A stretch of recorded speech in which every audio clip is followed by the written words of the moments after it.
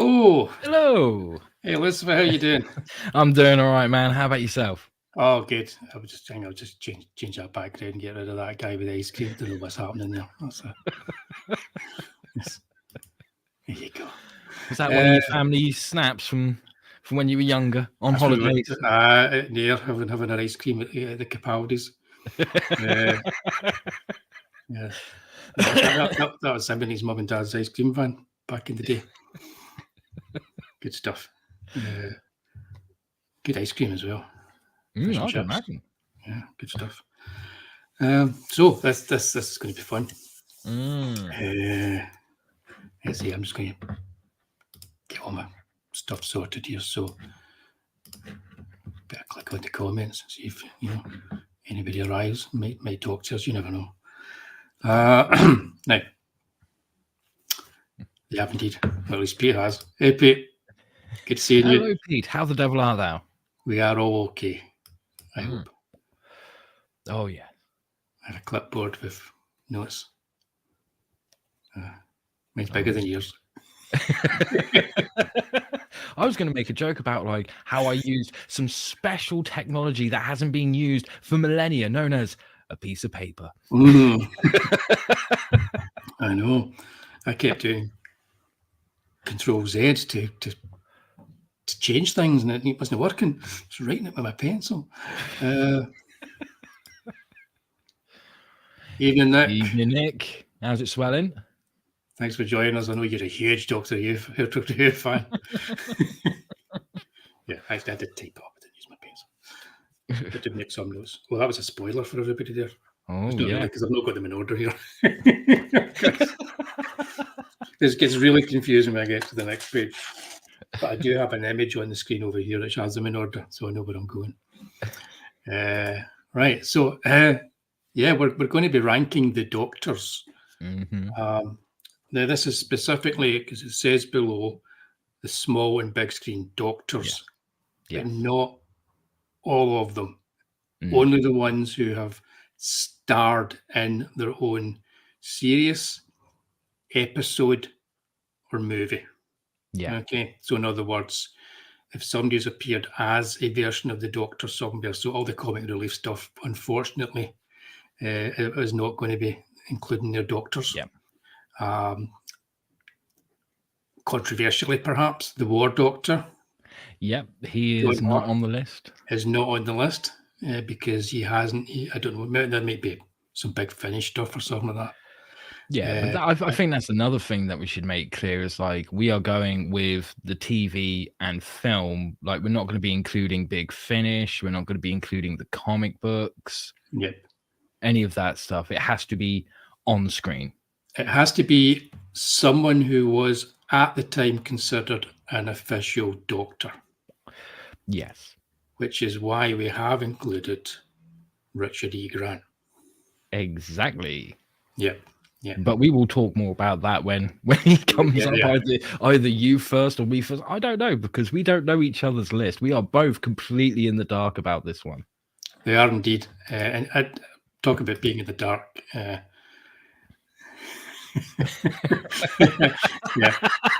I haven't had any chocolate in 3 months.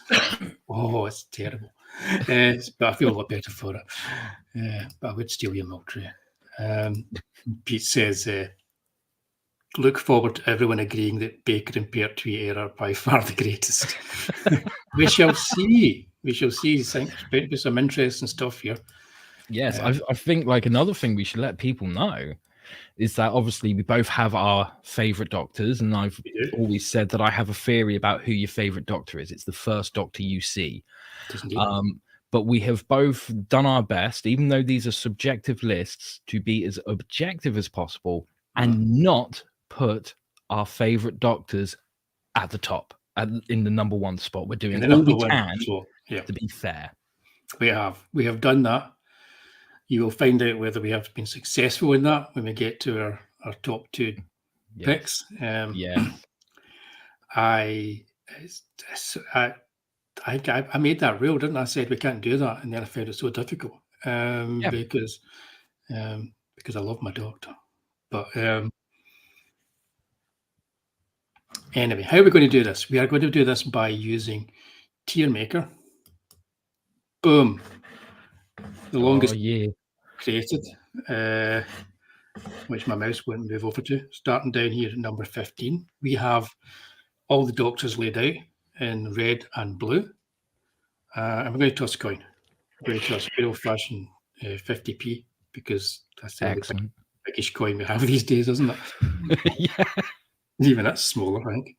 And I'm going to ask Lucifer to call in a little second. I will toss, and the winner of the toss gets to choose whether they want to go first, and they also get to choose the colour of their doctor. Brilliant. so nobody takes that out of context. Okay. So without further ado, here we go. So you're going to be calling. Okay, here we go, Lucifer. Tails. And it is, in fact, tails. Excellent. Well, in that case, I would like to be red. Right. And I would like to go second. Okay, right. Okay. So I'm going to have to do this first tour. I know, I've thrown you right under the bus. We haven't talked about this at all. The only thing recently was Peter Gilmore had made a suggestion, that he would probably never take Edinburgh say seriously again, ever, if we don't put Tom Baker in the number one spot. So who knows what's going to happen when we get to number one. Exactly. I don't think this is going to be a surprise. So you were going red, were you? Yep, I'm going to be red, and you go first. Right, so I'll take the blue Jodie Whittaker, and I'll put the blue Jodie Whittaker into the 15th place. Who's your 15th choice then, Lucifer? My 15th choice is also Jodie Whittaker. Pure Jodie. I don't know. Nick in the chat, if you would have made that choice, but you can let us know if you do have a list of your own where you would have put Jodie Whittaker. I have here Jodie Whittaker, 13th Doctor. Yeah, kind of 13th Doctor. Yeah. We'll talk about that later on, but the BBC, the way things are right now, I think she's considered the 13th. Yes, she is considered the 13th. Yeah. Unlucky for some, I've written. This is my thoughts on the Jodie Whittaker era. Fam, not companions. Fam, short for family. Hate that. Hate it. Unbearably bad dialogue. Idiotic plots. It was boring, which is the great sin of all. Mm-hmm. Bradley Walsh was wasted. Would have made a good Doctor. And it was unbearably woke. Which Doctor Who has always been kind of lefty and a bit, woke in the old-fashioned meaning of woke, a bit environmental, all that kind of stuff, the good stuff. But this was all identity politics, and it was unrelenting. And also, and this is probably the last thing I want to say, and this sounds kind of mean, she's not a leading lady. She's a supporting actress. So that's the start of why I put her on the 15th spot. Lucifer, what did you actually manage to watch them all? I managed to get through a fair chunk of them, and I'm still seeing a therapist because of it. Just the way I see it is you've got the classic Doctor Who, you've got the new Who, and then you've got the Jodie Whittaker Who. And there's just such a huge disconnect when she turns up on screen. Like, don't get me wrong, I hoped for a good portrayal of the Doctor from her. Because at the end of the day, who wants to go into a show, especially one that they've been following for many years of their life, and think, right, I want this to be shit? No one does. You want it to be good. And when they announced that it was going to be a female doctor, I was kind of torn. There was a part of me that was like, but in canon, they say this, that, and the other, which means it's not really possible. But at the same time, I was like, well, I want to see them give it a try. I want to see what they can do with that. I mean, famously, both Patrick Troughton and John Pertwee said in interviews that when it came to the end of their tenure, they even turned around to the showrunners and said, you know what you should do? The next doctor should be a woman. Right. So it's an idea that's been floating around for a long time. I don't think it's really that controversial. And then she got her chance, and there was nothing about her portrayal that made me go, that's the doctor. It was just, and I can't even turn around and say, like, at the end of episodes and stuff, I would be sat there going, that's Jodie Whittaker. It was just, my God, that whole experience was fucking painful. Everything about it, the dynamics that they created, the way they tried to frame the stories and the themes and stuff was so cack-handed. And it's a shame. It's a real shame. It should have been something that was great, but it just wasn't. And unfortunately, I think if you pick to go with a female doctor, the idea on paper of Jodie Whittaker playing the Doctor isn't necessarily a bad one, but the execution was just, it was absolutely awful. I don't know. I could go on for hours about how it made me feel personally. I think that it's kind of like the problem is that the Doctor isn't a sexed character anyway. No, the Doctor's always been an asexual character. Yeah, always. And so they could have quite easily just treated it exactly the same, Yeah. I thought they were doing that in the first episode. I thought that's something they were doing, which the first episode I thought was terrible. But yes, I wasn't averse to continuing to watch it. I thought, the first episode can be terrible, and then things start to come together. Second episode was really bad. It's just getting worse. Because I said to you, one of the things I was going to do is I was going to try and watch one of the good episodes, one of the best episodes for each Doctor, and one of the worst. Yes. Maybe not an entire storyline for every Doctor, but an episode from it. Yeah.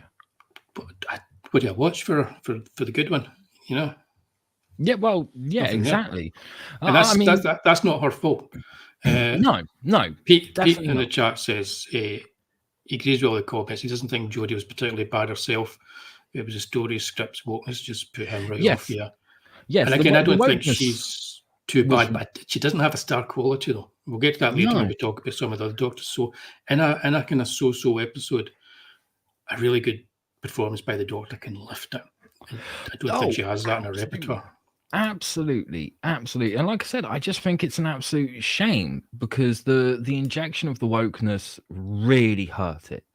Yeah. I think when people were kicking up a stink about Jodie Whittaker being cast, you had so many people turning around going, oh, sexist. And it was like, no, not at all. We knew why. The intention does matter. If it was the intention of going, look, we want to make a great Doctor Who story and we're going to try something different, which they've done with several of the Doctors, then we could have had something great. But unfortunately, I'm with you. I tried that first episode and like I said, I got to the end of it and I just felt so insulted. As someone who's been watching Doctor Who since he was about 7 or 8, I felt so insulted and I was like, what have you done with the character that I've grown up with? I expect the character to change and evolve, sure. But this isn't changing and evolving. This is bastardizing. Yeah. And that meant that Jodie, when she got into the role, well, she had a lot of shit to work with. And what can you do with a big pile of shit? Yeah. That's just the way it is. It is. I kind of feel a wee bit sorry for her. But no, I do. I would love to say, oh, I'm going to put her at least to like 14th, but I just can't. As you can see, Nick's taking this very seriously. She was better in that show where she played the nurse that was pretending to be a doctor. She was also really good in that Black Mirror episode with Toby Kebbell. The entire history of you. That was a brilliant episode, and she did a fucking phenomenal job. Yeah, so maybe she does. Maybe I'm being a bit cruel and saying she doesn't have that kind of charisma or star quality, but none of it showed in Doctor Who, I don't think. Yeah, absolutely. But yeah, there's the messages in the show about Soto as Wullie with a shovel. Yes, indeed. Absolutely. Yeah. Indeed. But it's a shame. It's a shame. It's the legacy of her character is going to be mostly what Chibnall did with the backstory to the Doctor and how he actually handled the various characters and enemies and monsters around the Doctor, and just basically every one of them he ruined. He ruined every one of them. And how I believe he did that deliberately from the get-go. From interview footage that I've seen, I don't think he's ever respected the show, the source material, the character, and the people who enjoy it. I think we would have got a better the 13th Doctor from Jodie Whittaker if Michael Graves, the man who really fucking killed Doctor Who back in the 80s, if he went, yeah, all right, I'll fucking write it, because he's had so much to say on the show, and even to this day, everything he has ever said about it has been like, this is shit, blah blah blah, I'm glad that I killed it. I think we would have got better scripts and better stories if he was the fucking showrunner than Chris Chibnall. Yeah, is that first season of Torchwood kind of should have warned us. Yeah. Was Nick saying here? Who's the one in the bottom left? That is Richard E. Grant. Ah, yes. Yeah. And that's not actually him in the. Yeah, no, looks like Nosferatu. I picked that one, although that's not him in the episode that we'll be talking about. It's quite a nice image because it actually was a painting. It was based on him. So yeah. Right, I've talked about Jodie enough. That was. There's a thing I like to do, which is go back and watch things that I didn't like originally to see if I can ever reevaluate them. Yeah, Don't think I'm ever going to do that with our Doctor. And it's the only one I'm not going to have on DVD or Blu-ray, so shame. Yeah. Now, is there anything else I missed out in my lists? No, didn't. So I'll go for my number 14. Where is it? Hang on a minute. Smoke. There he is. Colin Baker. Number 14. Is that a surprise? Yes and no. Yes and no. It is a bit of a surprise and not a surprise at the same time. Right. I take it your 14 is it a different one? Or it is a different one.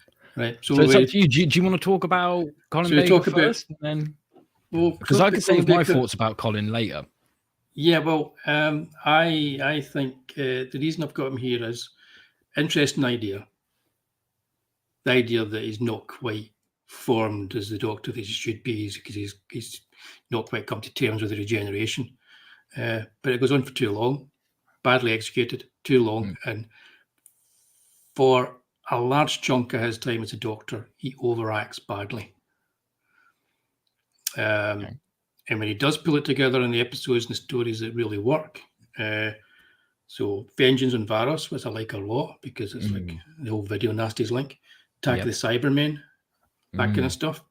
And I quite like Perry. Not as much as the rabbi from another planet, but that's a whole other thing. That's a whole different show. But it should be said that from now on, even from 14 up, that they're all much higher in status than number 15.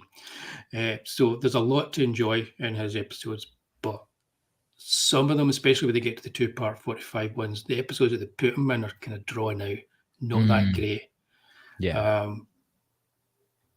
And it's a wee bit of a pity of that. And the Trial of the Time Lord, it's got so much good stuff in there, but it's mixed in with so much dire stuff, and it was such a troubled production behind the scenes that it shows on screen. That he never really got a chance. If he had that one more season, I think maybe everything would have been pulled together. Yeah. And I don't think that his doctor and the companion that he had with Perry, I don't think they ever really gelled as a good pair either. So that's my thoughts on that doctor. If you want to mention it, if you want to keep it until you want to talk about him, or if you want to tell me who your number 14 is. Well, my number 14, I'll keep my thoughts on Colin Baker until I get to him. But my number 14 choice is Christopher Eccleston. Ah. Where is he? Oh, there he is. He's hiding away, bless him. Yeah, he is. Right. So once again, it comes down to huge disconnect, and I can't tell whether it's because of his acting style or whether it's because he was a bit more of a known name to me. But they're similar to Jodie Whittaker. Like I said, with Jodie Whittaker, I couldn't go, that's the Doctor. And I couldn't go, that's Jodie Whittaker pretending to be the Doctor. It was just like, what is this abomination? With Christopher Eccleston, I couldn't look at him and go, that's the Doctor. Like if I was talking to a friend and went, oh, and then there's this episode where this happens, with most of the other Doctors, I can turn around and go, oh, and then the Doctor does this or the Doctor does that. But with Christopher Eccleston, I would have to say, well, then Christopher Eccleston does this. And to me, that's too much of a disconnect. There was something about his portrayal that made me go, that's not the Doctor. That's Christopher Eccleston traveling around in a police box, trying to be the Doctor. Yep. Which is a shame. I understand that. Yep. I think that's the kind of thing you would have overcome if you had another season or two. Yes, I completely agree. I think it's a real shame that he only got one season. And that first season of the reboot, I just didn't enjoy that much. I found it so hard to get into. Pete's saying he was just too northern for you. Could be. It could be. But yeah, I don't know. I really couldn't get into his episodes. I felt there was some like really good ideas there, but it just didn't work for me. And a big part of that was his performance, not necessarily the writing. I can get that. I can understand that. You know, so that's why I decided to put him at number 14, because I think if you take Jodie Whittaker out of the equation and you've got the 14 left, if a deity then came down and said, okay, you get to get rid of one of the Doctors and all of the stories they were in don't exist, which one could you do and still be happy? It just comes down to Christopher Eccleston for me. Okay, I get that. I mean, because I'll talk about what I like about when I get to him, but I think for the most part, I agree with that. You could drop any of the Doctors into those stories, and some of them could even elevate them. Oh, absolutely. Absolutely. Even Jodie would work in them. I'm sure she would find stuff in them to work with. Yeah. Yeah. And I really like what Nick is saying, because I completely 100% agree. I don't know, because as you know, I've got a sentence, so I'm only one that sees a chat. I should have changed that so you can see the night. You may not have said that if you saw the next line, which is Oh. Well, I think Nick would know.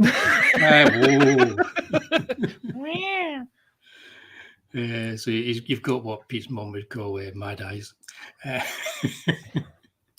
They're just making up their own Doctor stuff now.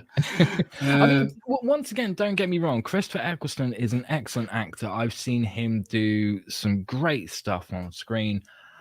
To me, he's not the Doctor. Like, he was doing his portrayal of the Doctor. I'm sure he was happy with it, and that's absolutely great. That's what he should be doing. It just didn't work for me. It didn't speak to me the same. And like I said, it all comes down to that disconnect. To me, that is a huge, huge part of it. Excellent. Okay, well, Nick's going to be leaving us. So before he goes, he just wants to we're loving your stupid comments.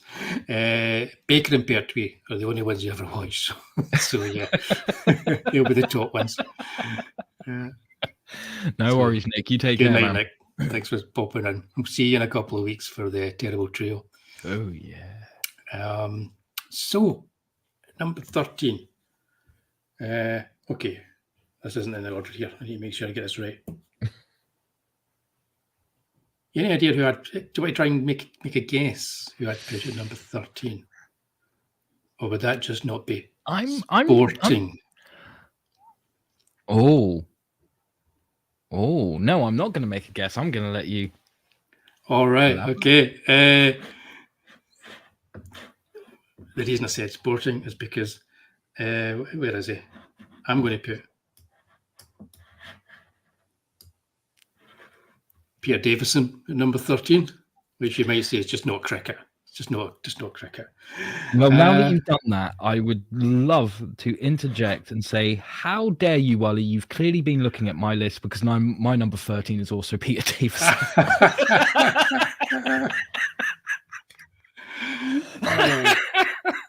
Oh, dear. Fantastic. Evening, Cap. Thanks for joining us. Evening, Cap. There's something weird about something really weird about the chat inside StreamYard, because Pete's already saying hello to Cap before I even see Cap is here. So if I'm very slow with the chat tonight, it's not me, it's StreamYards. So this is interesting. I actually thought he would be higher when I was putting this together. I did. And at one point, he kind of was higher. And then you said, what about Richard E. Grant? and then I went, okay, and I watched some of that again. And then as I watched other ones, he was higher, and he started kind of like, people started jumping over him. Yeah, I mean, I went through my list like 4, 5, 6 times, and it's amazing how much it changed until it got to that point where I was like, no, this is my list. And then I looked at it and went, fucking hell, that even surprises me what I've chosen and where I've put certain people. And Davison's one of them. Yeah. So why is Davison there? Well, I would like to state beforehand that I am hugely excited about the season 20 Blu-ray when that comes out. Already got my copy pre-ordered. I think Davison's got some great stories. I mean, one that comes to mind instantly, Caves of Androzani. Okay, what a phenomenal story. And a lot of polls. That's like Robert Holmes, isn't it? So that's like what has last really great stories. Yeah, absolutely. And a lot of polls put that as like the number one Doctor Who story of all time. And I'm not surprised. It's a phenomenal story. The thing is, it was Davison's last story, and to me, it felt like that's when he understood what his Doctor was or should be. He spent 3 seasons trying to really flesh out and become his Doctor. And everything leading up to that, there were some great stories, there were some interesting stories, and his Doctor did have some brave moments, but a majority of the time, he kind of came across like a bit of a wet blanket. And to me, that wasn't the Doctor. Like, he wasn't as adventurous as I felt he should be. He wasn't as eccentric as I felt he should be until you get to the Caves of Androzani. Like I said, he had moments like that in various stories leading up to it, but it took getting to the end of that season, his 3rd season, for him to really go, right, I've nailed it, and now I'm off. I agree. So here's my notes. Best Caves of Androzani. Kind of boring and very rambling stories I've got here. Well, it's kind of boring stories and also very rambling plot lines, things that they decided they were going to take from story to story. That ties in with annoying companions. I think he had annoying companions, and again, they were trying to build a bigger story, and none of it paid off for them, I don't think, any of them. Chameleon, a shit robot. And then I like Peter Davison's on-screen persona because I watched him in All Creatures Great and Small. So I like his Doctor, but it's kind of like the inverse of why you and Eccleston didn't click. I like his Doctor because I like him on screen. It's not that he's created a Doctor that I'm particularly attached to. If that makes sense. He could equally be doing an episode as Campion, and I've still been enjoying it, you know? I'm still kind of gutted as well they never did another season of Campaign, because that goes on to become science fiction. So, that would have been great. But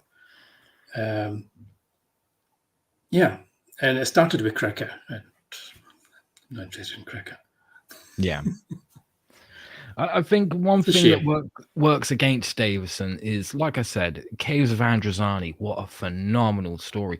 I even thought The Five Doctors was an excellent story, even though it wasn't just him. That doesn't matter. But then you weigh it up and go, yeah, but I remember things like Warriors from the Deep. And that stories like that one really do overshadow it for him. Like, for every Earth shock, there is something like that.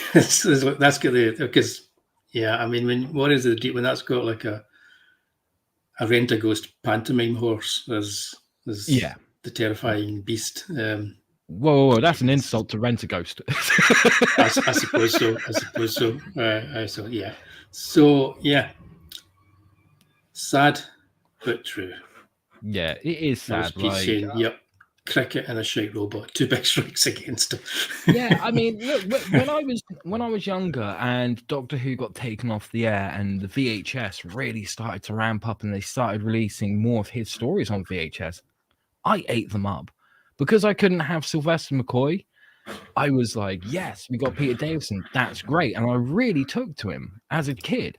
But as I got older, it was like, you know what? He's a bit wimpy. And I really hate to say that, because Doctor is someone who's like, adventure? What a great idea. And Peter Davison seems to be like, adventure? Oh, I don't know.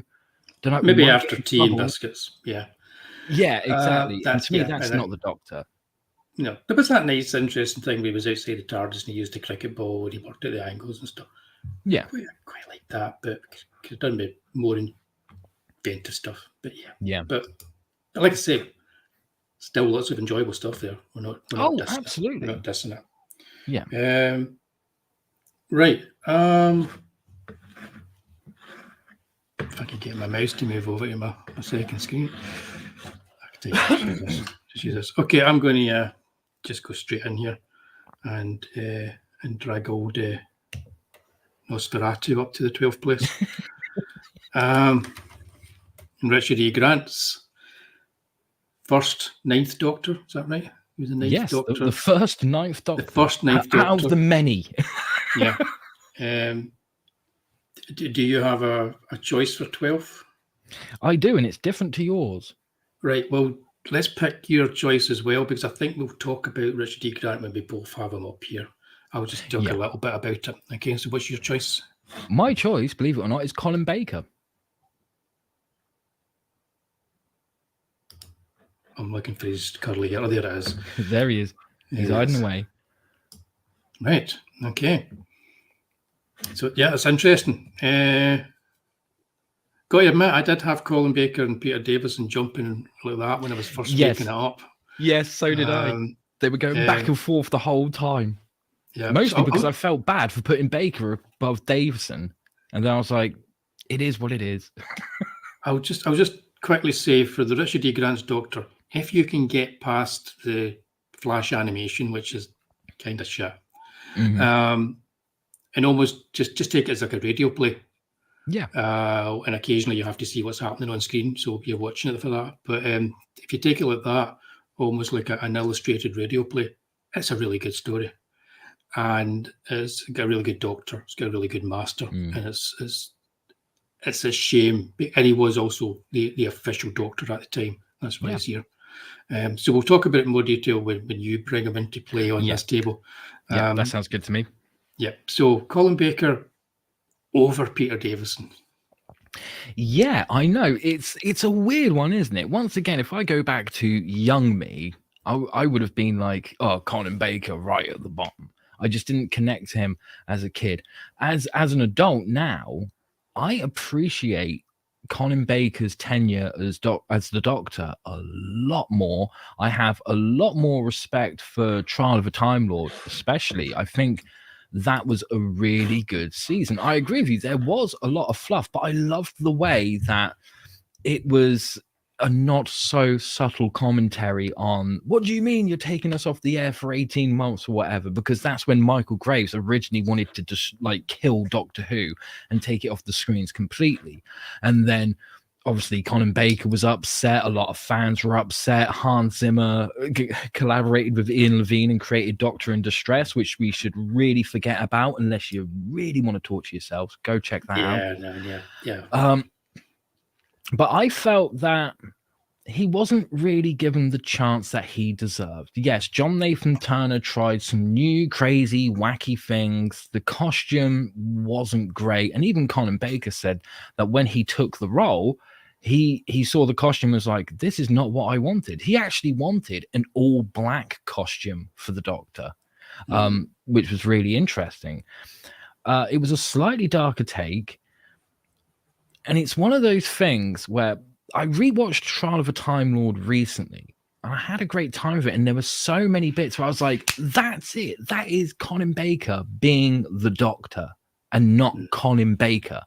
And I really liked that. I really liked what he brought to the character. This very, he leaned into the arrogance of the Doctor a lot more. And I really liked that, especially when he started getting sassy with the Val Yard and calling him the Boat Yard, the Skip Yard. And all the Lincoln stuff and the actual Gordon stuff is really good with him. Yeah, absolutely. And it's just one of those things that made me go, man, he got the shit end of the stick with that deal. He wanted to be the Doctor to the point that when he was offered that small role in Arc of Infinity, he was like, yeah, but then I can't be the Doctor later on, and I'm really hoping to be the Doctor. And yet he still was. I can see why John Nathan Turner was like, yeah, we should give him a chance. Like, I think he would make a good Doctor. His relationship with Perry, to me, got really good when we got to the first two stories in Trial of a Time Lord, but that was too long for the relationship between him and his companion to really strengthen. I thought they took too long with that. But it's the whole thing of, if Trial of a Time Lord had been his third season, I think we would have seen some great stuff for him throughout his second and third season. But unfortunately, he just came in at a time where everything was working against him, and he didn't get to have his full 3 seasons. And I understand his frustration and why he was pissed off. But as time's gone on, I think he has shown himself to be a much better Doctor than I've given him credit for in the past, to the point where now he's number 12 on my list. Yeah, no, I mean, I agree with all that. It's roughly what I was saying. If you'd had that extra season, and we didn't have, if you had a different showrunner as well, I think. Yeah. I mean, I remember reading the script for the Nightmare Fair and hearing like the big Finnish version of it and all that, and I was like, I would love to have seen that on the screen. I think one thing that definitely hurt his Doctor, as you mentioned earlier, was when they said, okay, you're not going to have half-hour episodes, you're going to have 45-minute episodes. And I think that worked against him. Because like you said, Attack of the Cybermen, Revelation of the Daleks, the Two Doctors, I would even say, and Vengeance on Varos. These are all great stories, but they are stretched so thin because of that 45-minute runtime. Yeah. Well, Pete's just mentioned that he wanted to be all in black. He's got a comment that black is very slimming.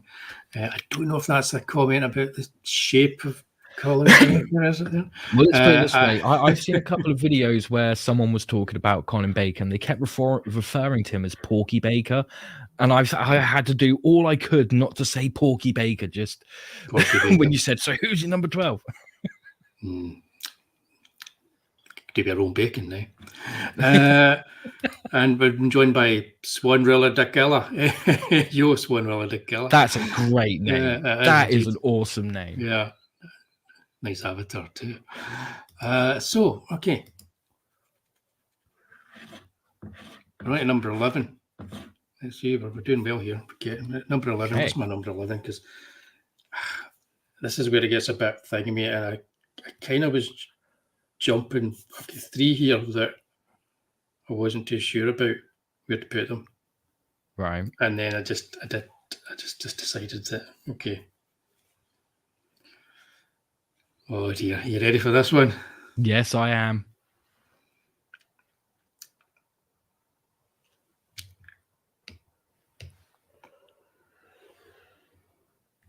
David Tennant. Whoa. I thought you would have put him a bit higher. Don't ask me why. I just thought you would have. Yeah, I know. I mean, to be honest, from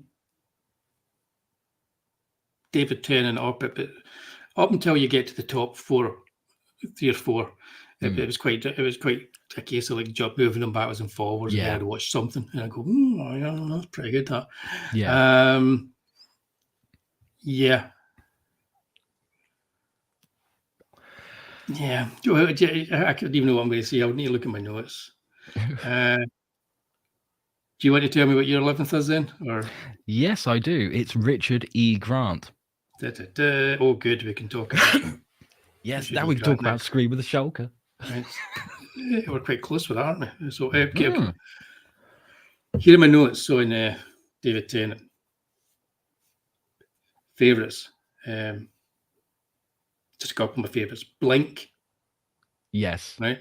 By and large, one of the best episodes ever. Easily. He's hardly in it. Yep. Human Nature, 2-parter.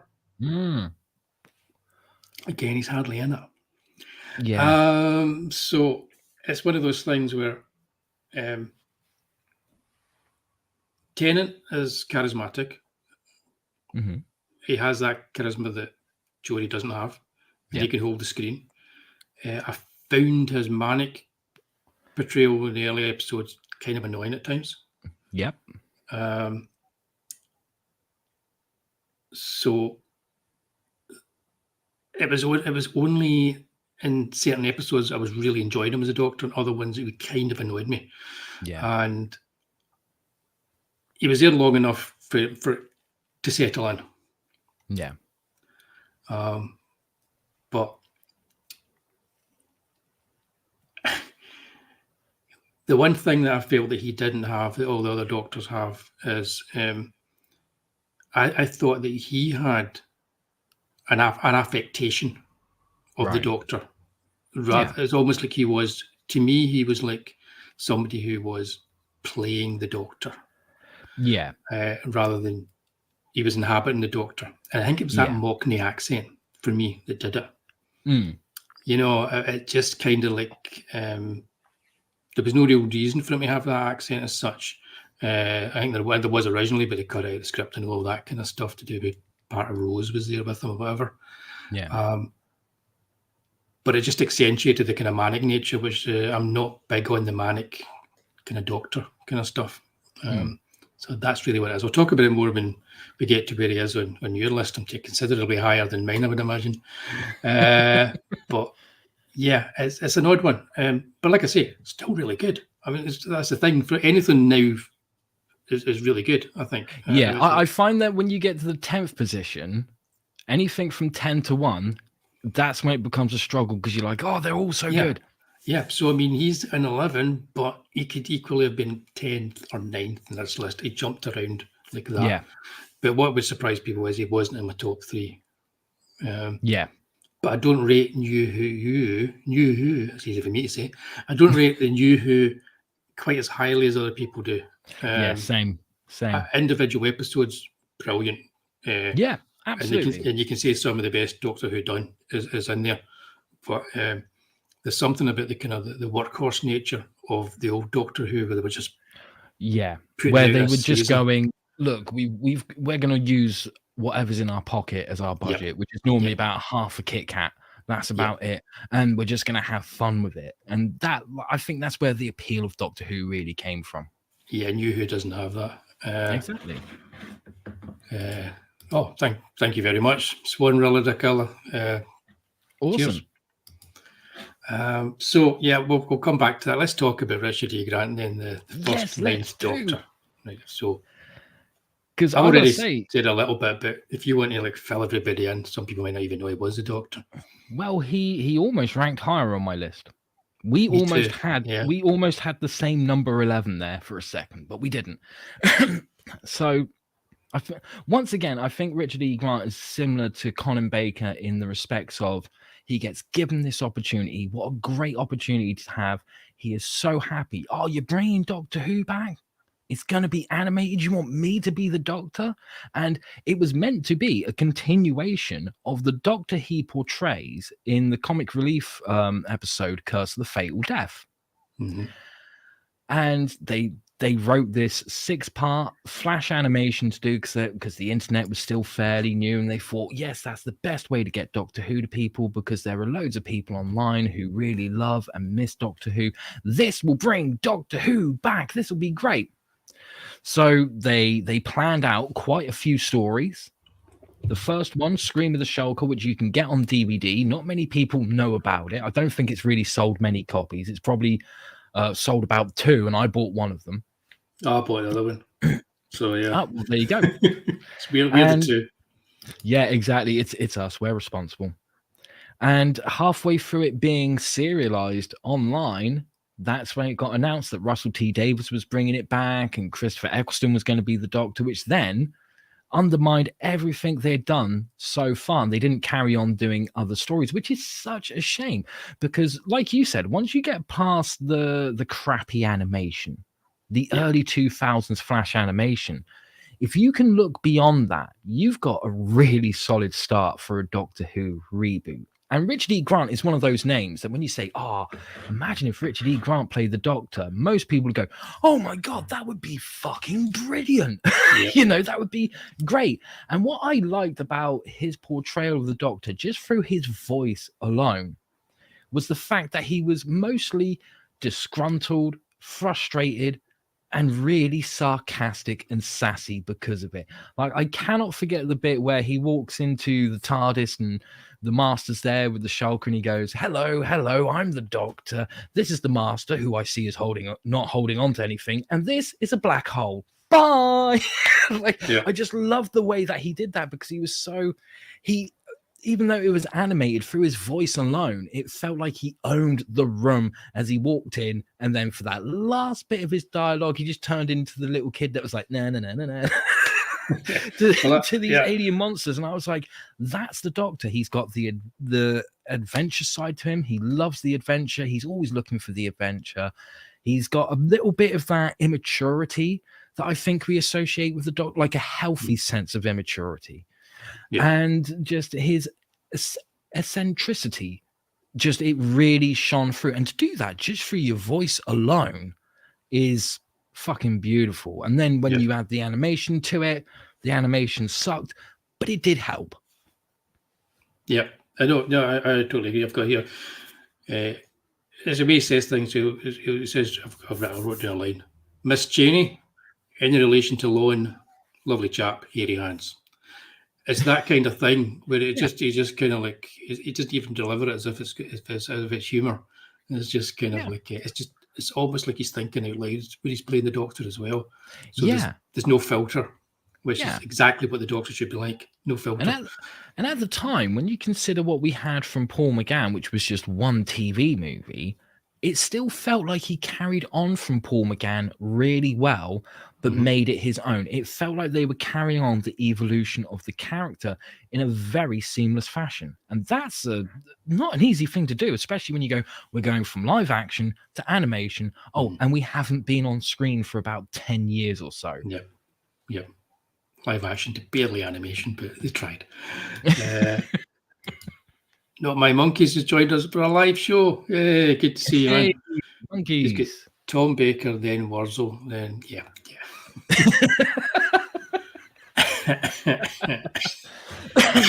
So I would. You can't find all the episodes. Not on YouTube. Dailymotion, I think, or Vimeo or something like that. People have all the episodes or webisodes, what they were called on the web. Yeah, for the Richard E. Grant one. But you can pick up the DVD for about £4 or £5 these days, and the full thing and just watch it. The DVD and it's got commentary and extras and stuff, and they're really good. Exactly, and you got Derek Jacobi playing the Master for the first time. Yep, and you have a cameo from David Tennant in there as well.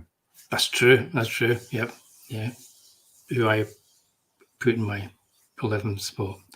I know, I still feel so bad about that, but I didn't really enjoy. Tell you what, the one with Matt Smith, the 50th anniversary one. Oh yeah, I've got the two Doctors in my head, but I know that's not what it's called. No, it's Day of the Doctor. Day of the Doctor, yeah. He's really good in that with Matt Smith and make a great double act. I would have liked to see an entire series where they were just going on a kind of like a road trip together. Yeah. But where's Wullie? I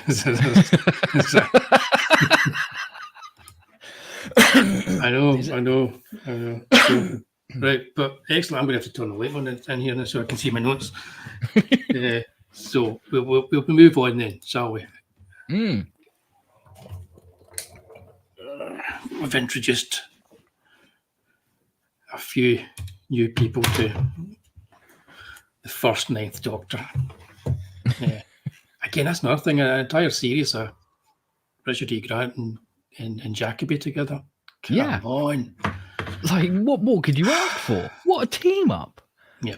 And having the Master be his companion because he's gone through some sort of accident where now the Doctor has saved him as a robot. Like, fuck you, comedian. That's a real robot. Yep.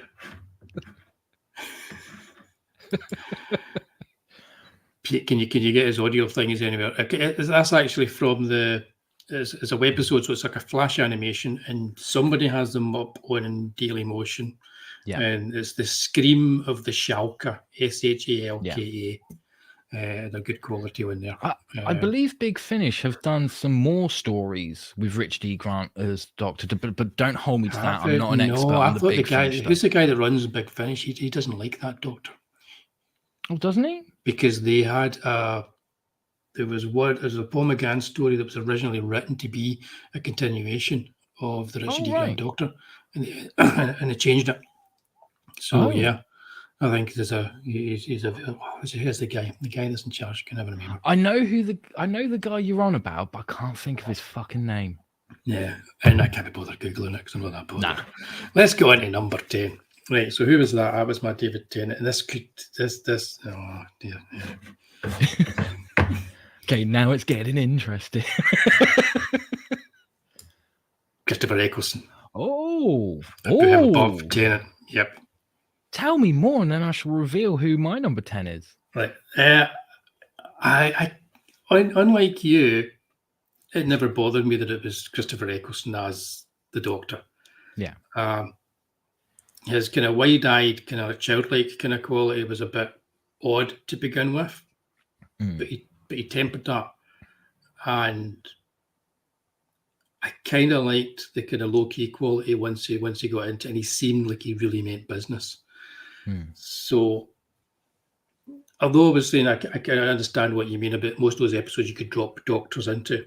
Yeah. There's certain things that his Doctor does which are so more kind of like, I would say, working class and down to earth that the other Doctors might have a wee bit of trouble with. Yeah. I can get where you're coming from. So I've got like in Dalek, which is a great episode. Yes, I was just thinking that, like the bit where he's really going off at the Dalek, and then the Dalek turns around and says, "You would make a good Dalek." Like that was it's basically just why don't you just die? Yeah, you know, I don't think any other Doctor could have done that. They would have had to say something that was clever, but his Doctor just says, "Yeah." No, I'm with you on that. Yeah. So that's so for me. You could say that was out of character for the Doctor a little bit. Yeah. To be as forthright as that. But I don't think so, because I think when you think about the way that Tom Baker is ruminating as to whether he should take out the Daleks before they ever exist in Destiny of the Daleks. Yeah. That's essentially just a more intellectual approach to the way he's acting here, you know. Yeah. And I think plus, when you look at him with all those years behind him, that's a more direct kind of like. Yeah. Plus, when Tom Baker did that, there was no time war. By the time we join Christopher Eccleston, there is a time war. So it's almost as if his Doctor is looking back to when he was the Tom Baker Doctor and going, I was so young and naive. I thought the most of people, and I was so wrong. A real jaded kind of Doctor. Yep, and if he'd continued to play the Doctor, I don't think we'd have had quite a mushy kind of Dr. Rose thing as we got with Tennant, because that's another thing that goes against him. I got a bit fed up with all that. Yeah. That guy didn't, but yeah, I know I just kind of really like Christopher Eccleston, Hey, each to their own, man. Yeah. Like I said, it didn't work for me, but you've brought up great points and moments that I've gone, yeah, I dig that moment. It's just, unfortunately, there weren't enough of them for me. And there's also, when Captain Jack comes into play, I made the note here, I like his dynamic better with Captain Jack. Yes. There's a whole scene where he's dancing, I can dance, and, and he's making illusions with Captain Jack, who would you want to dance with, you or me kind of thing. Almost like an innocent child sort of thing, any kind of subtext would go for a kid's head. Yeah. I just like the way he plays that kind of stuff. But yeah, so who's your 10th? My 10th is the 10th himself, David Tennant. Ooh. Who I almost put where Richard E. Grant was, and I almost moved Richard E. Grant up. Right. This is interesting because we've only got one place. Well, okay, we get two places if you count Jodie, but nobody really counts Jodie. where we completely agree. That water does not look so special. Like, no, it's not. It's not monkeys. Sadly, it's just water. You may have noticed got a wee bit of a frog in my throat. A bit of a summer cold or something going on here. So yeah, I'm just keeping my alcohol free for the moment. Like I say, I didn't watch any more Jodie, which I took in preparation for this, and so that meant I could stay alcohol free. Right, okay, so tell us all about David Tennant then, and why he's only number 10. He's only number 10. At one point, he was my number 9. Yeah. So. All right. Yeah. Well, he's only number 10 for me because I do feel that he's kind of an overrated Doctor, not an overrated actor. I want to make that very clear. He is a fucking excellent actor, and that's a good point. I think you've just said in one sentence what I was trying to say when I was rambling. Yeah, that's it. And I know that a lot of people liked David Tennant as the Doctor, but I'm with you when you said about like his continual manic state. It's almost like he was a Doctor with ADD. Kind of thing, and that just didn't work for me. But I do love the fact that he had respect for the source material. He's someone who's been a fan of Doctor Who for a very long time, and when they did that like short webisode where it was him and Peter Davison meeting in the TARDIS, like the way that he communicated his respect and went, I even wear sneakers because you wore sneakers. I've got glasses because you've got glasses. I thought that was a lovely, beautiful moment. And that, there were some great moments with Tennant, but there was also a lot of moments in it where I was like, really, that's fucking stupid. Like, I get that Doctor Who was originally a show designed for younger audiences, for kids, but there's a show for kids and then there's a show for kids, if you get what I mean. And there were certain moments he did where I was like, yeah, I'd expect that in like an episode of the fucking Teletubbies or something, but not in Doctor Who kind of thing. And I don't know, there was just something about his portrayal where there were moments that I thought were so well done.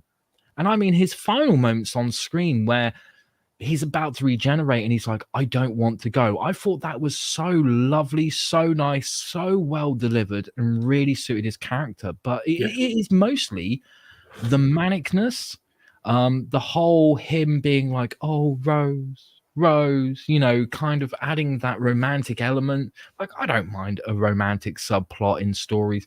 I don't mind that whatsoever. But in something like Doctor Who with a very asexual character, especially as that's something that has been part of the canon since pretty much the fucking beginning, it just seemed so uncharacteristic. Like, he had a lot of eccentricity, which was great. And I think that's an important part of playing the Doctor. But to me, he didn't have enough of the mature moments to justify when he was manic and immature. Yeah. Well, Yeah, well put. Not My Monkeys has pointed it as well in the chat. David Tennant era was dumbed down for a younger audience. I think that's just like you were saying. That it definitely really was. And I think that's probably why the manic part of them didn't work so much for me, but it does for other doctors. Exactly, which is a weird thing, but I think it's another one of those things where if they hadn't, if the BBC hadn't have interfered and said, "Oh, let's dumb it down a bit" or whatever, I think David Tennant could have got a lot higher in the list. Yep.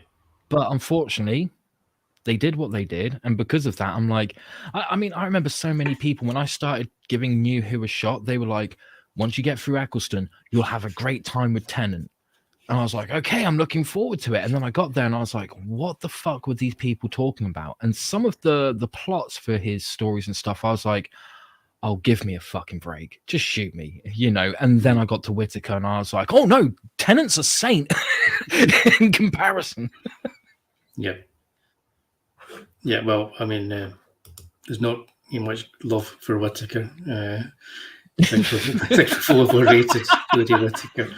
I'd put her in last place. Not My Monkeys is just coming out and saying it.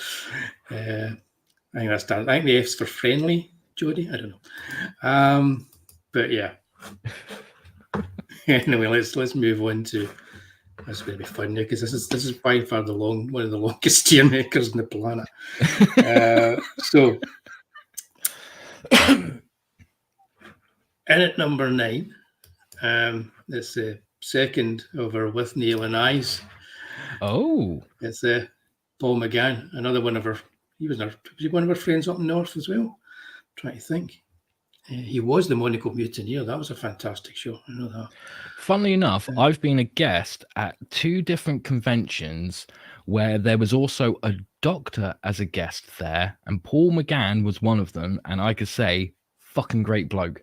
Really, he seems like any kind of interview I've read or seen with him. He seems great, and he's one of these guys. Just as an actor, he's just been done the dirty so much. You know, like he should have been the Doctor for a good few years. He should have been easily. He should have had his part not cut completely out of Alien 3. He should, yes, you know, there's just so much. But yeah, fantastic actor, and I thought really good Doctor. But who's your 9th? My 9th is Peter Cushing.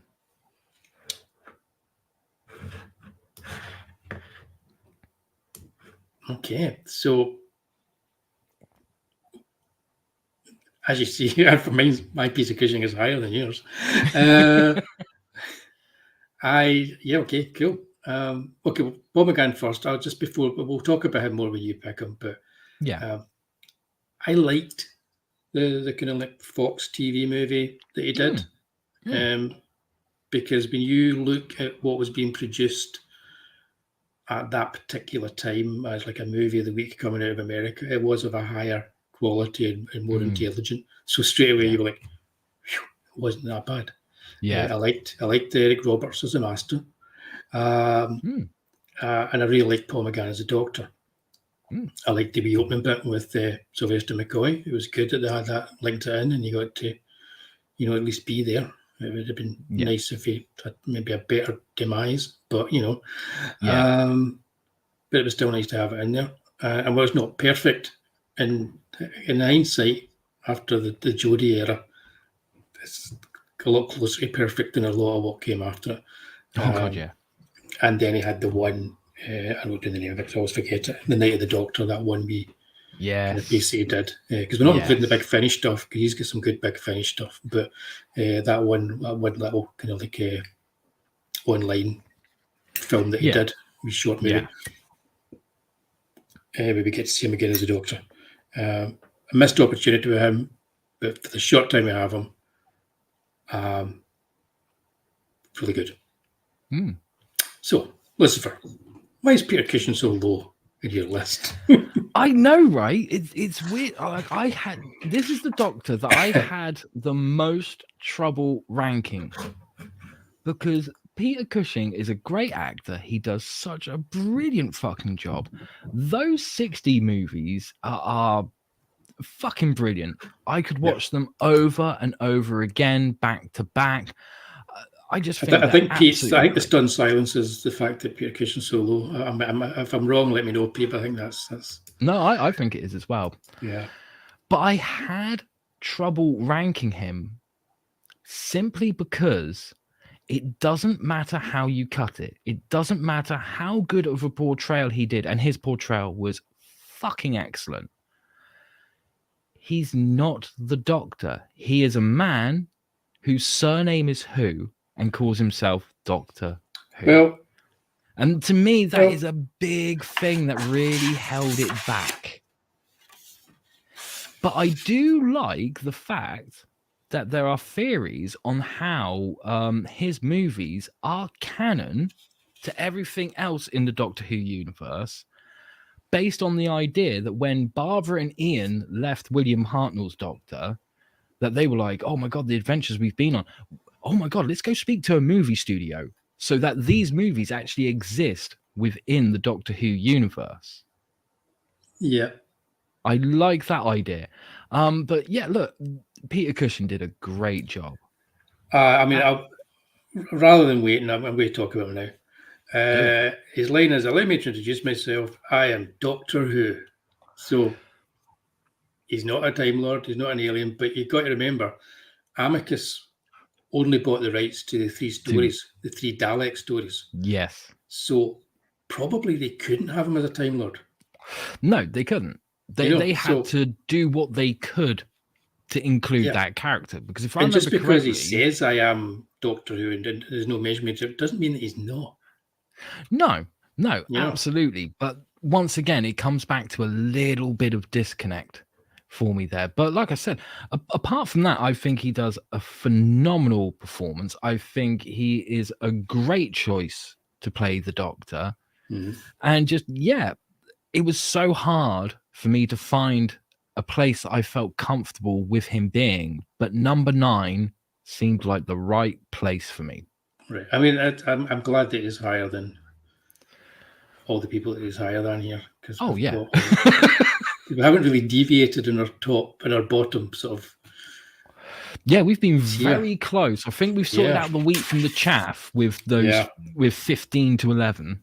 Yeah, this is where it starts getting dicey. So I don't know if we move on to the next one, I don't know if I should duck and cover before I do this one or not.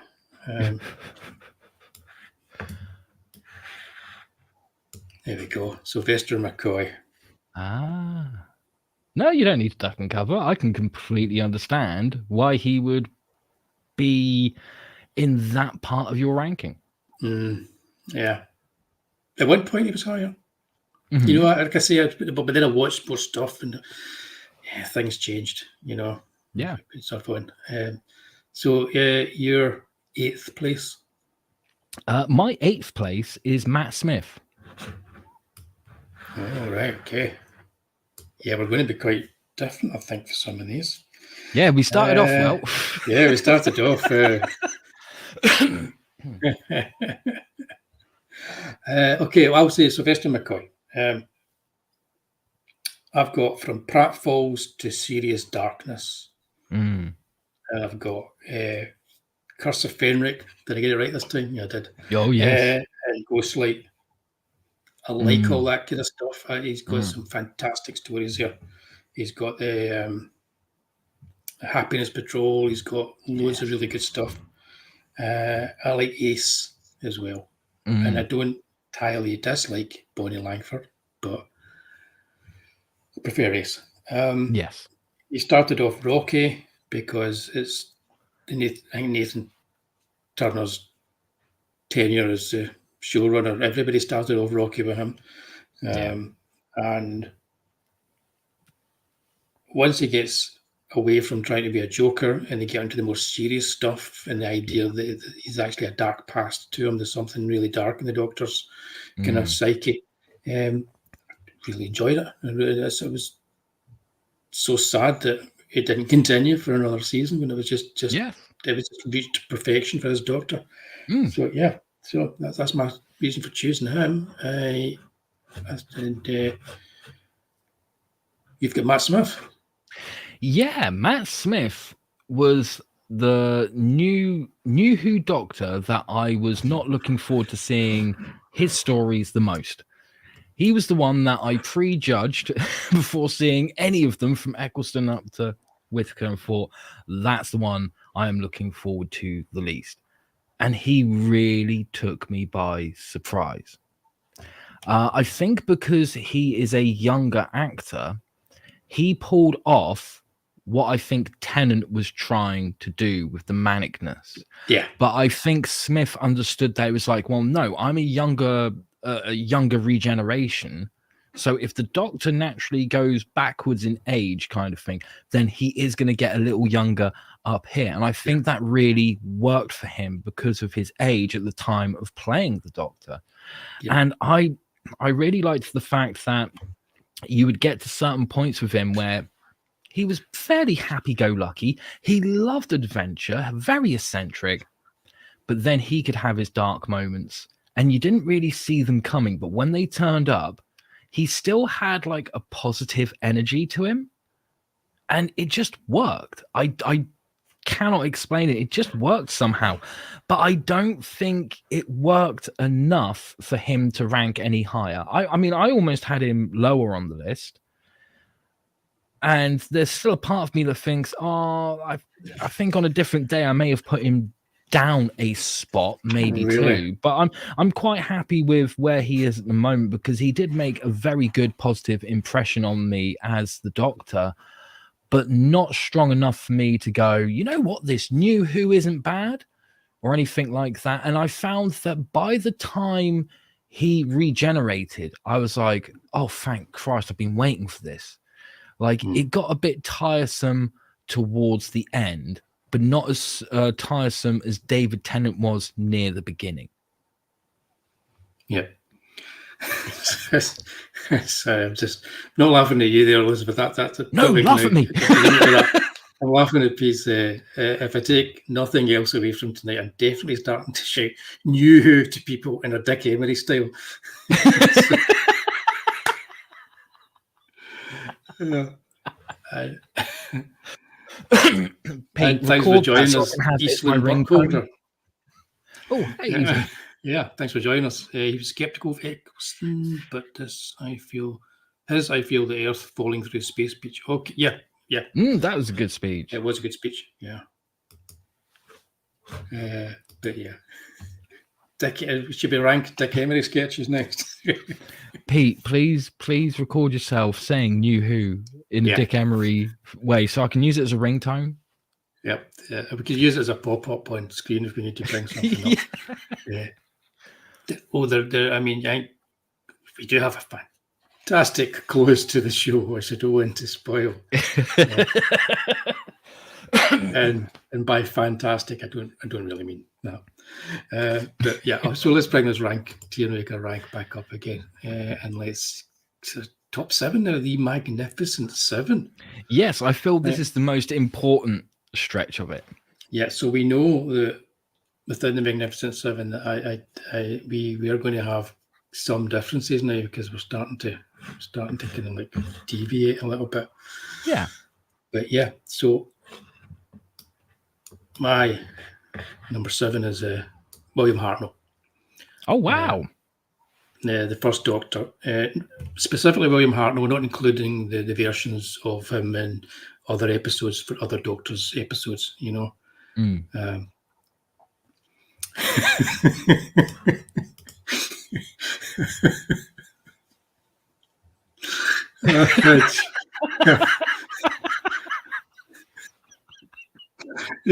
that would be no, but I've got Joanna Lumley waiting.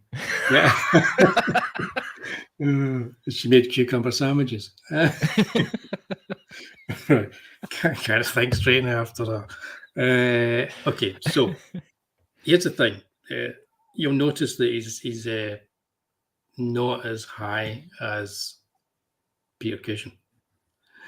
So the problem I have is not with his Doctor, it's with the pace of those early seasons of Doctor Who, which were done live, you know, again, which affected the pace.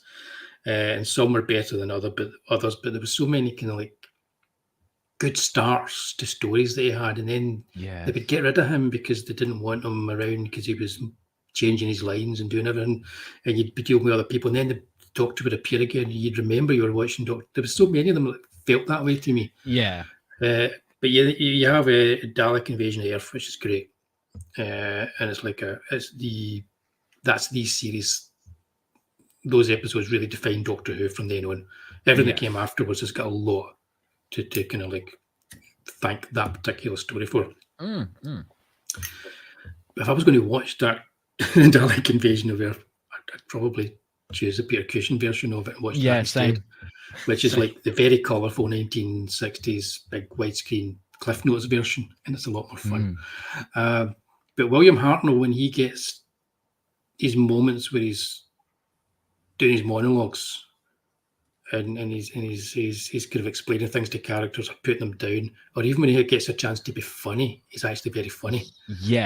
And so everything is there that's the Doctor. Everything you see other Doctors do after that, you can see how Troughton and Pertwee and Baker built on what was initially there from Hartnell.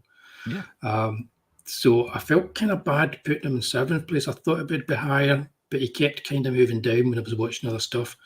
And it's more of a case of like, as we're doing this, we're looking at not just their portrayal of the Doctor, but how they work in the shows that they're in. So that affects Colin Baker a lot, you know. And it affects Peter Davison a lot. And it kind of affects William Hartnell as well, because I think a lot of the shows don't really stand up now.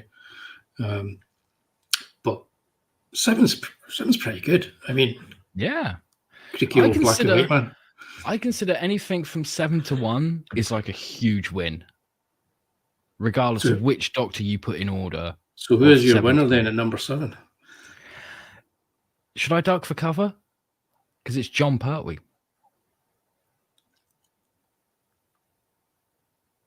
Oh, God. Hang on a minute. He didn't want to go up there, so he didn't. Jon Pertwee. Right.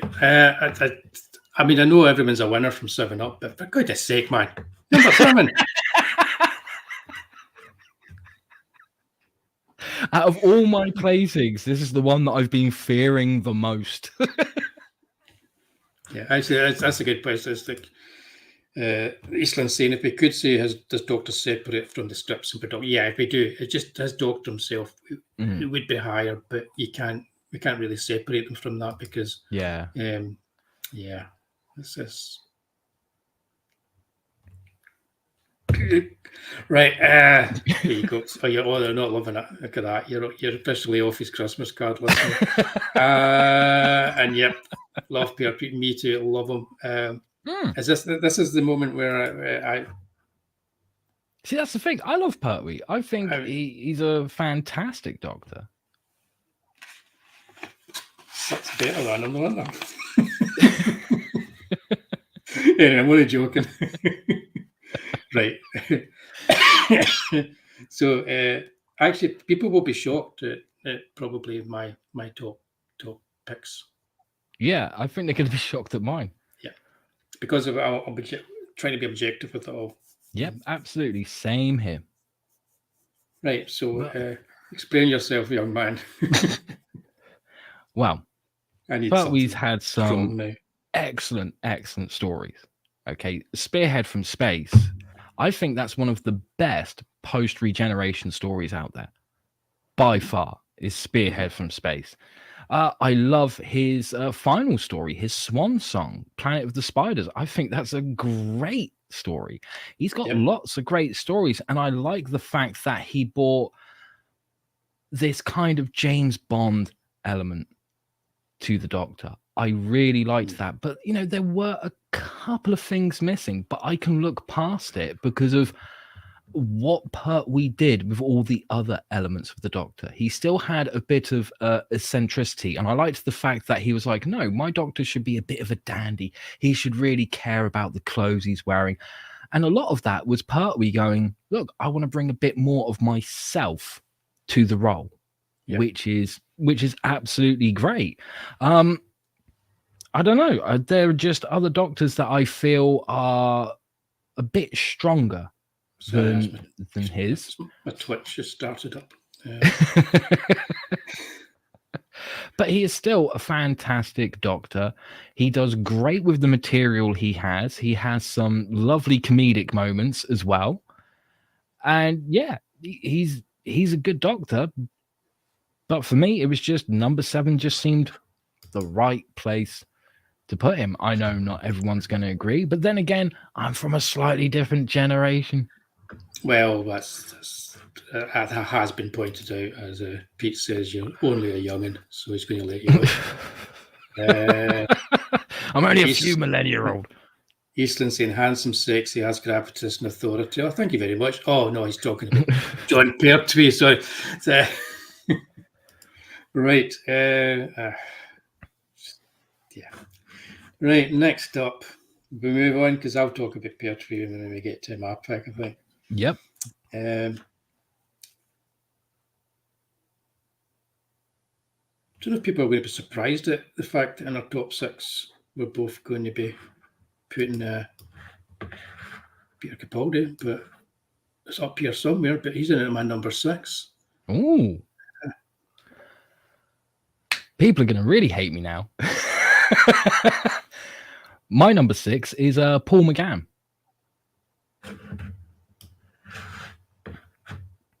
Hang on, I need to do this to get him up there. I'm waiting for a moment that I look away for a second and you switch Pertwee for me. No, I wouldn't do that. I'd get confused with the colours and I'd move the wrong. Okay, Paul McGann.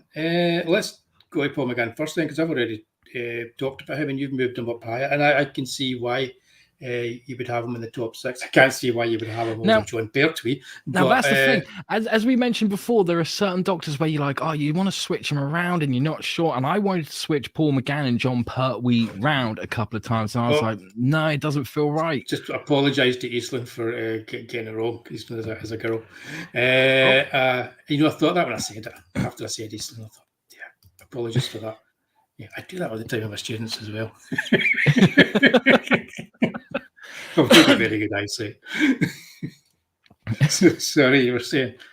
No, I wanted to switch Paul McGann and Pertwee round a couple of times, but I decided to put McGann a little bit above Pertwee, simply for the fact that, as you mentioned before, we had that Fox TV movie, The Backdoor Pilot, and then we had Night of the Doctor.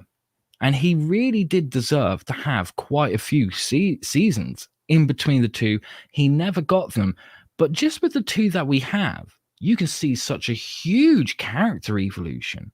And I think he would have evolved in a similar way to how John Pertwee's Doctor would have evolved. And I don't know, there's just something about his presence that's really great. And I love in that Night of the Doctor bit when he realizes I've got to pick which regeneration I'm going to be. I can't get out of this alive. I've got to drink one of these potions. And then when he makes that choice, the way he feels about himself for making that choice, and when he delivers that get out, like there's something so impactful there that makes me go, oh, come on. Imagine what we could have had. A bit like Colin Baker, I feel that he was given the shit end of the stick. And that's a real shame, because I think he had potential to be such a phenomenal Doctor. So that's just one of the multiple reasons why I put him at number 6, slightly above John Pertwee. And I also have fond memories of that TV movie. Like, I remember, like I said, I mean, I was watching Doctor Who when I was knee-high to Grasshopper. It was a really important show to me. And then it ended not too long after I got into it. And I remember being so deflated, because I was like, oh, there's no more. There's no more.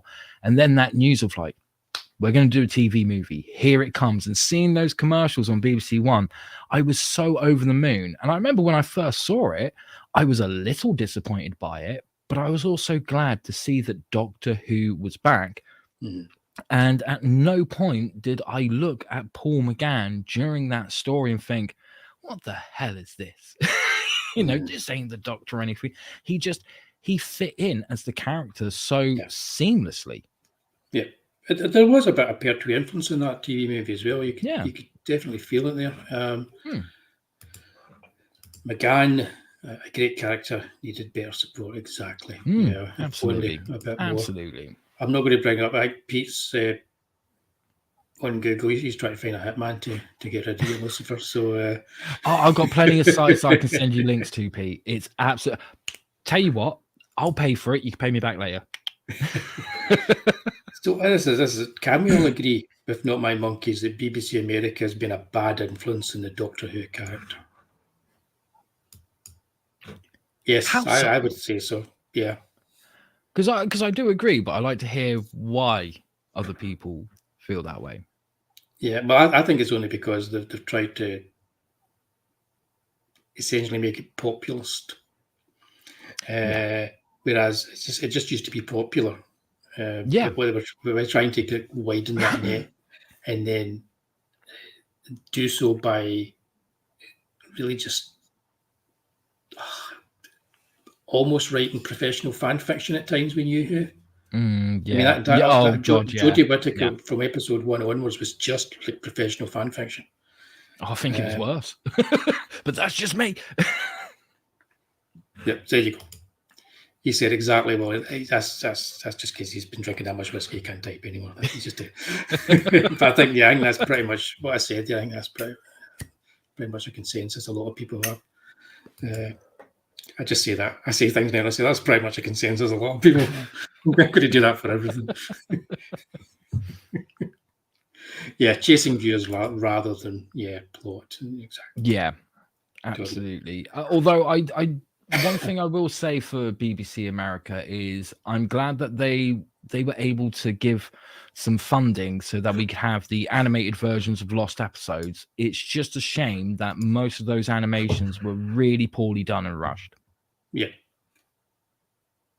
But just for Eastland and everybody that turned up late, I'll quickly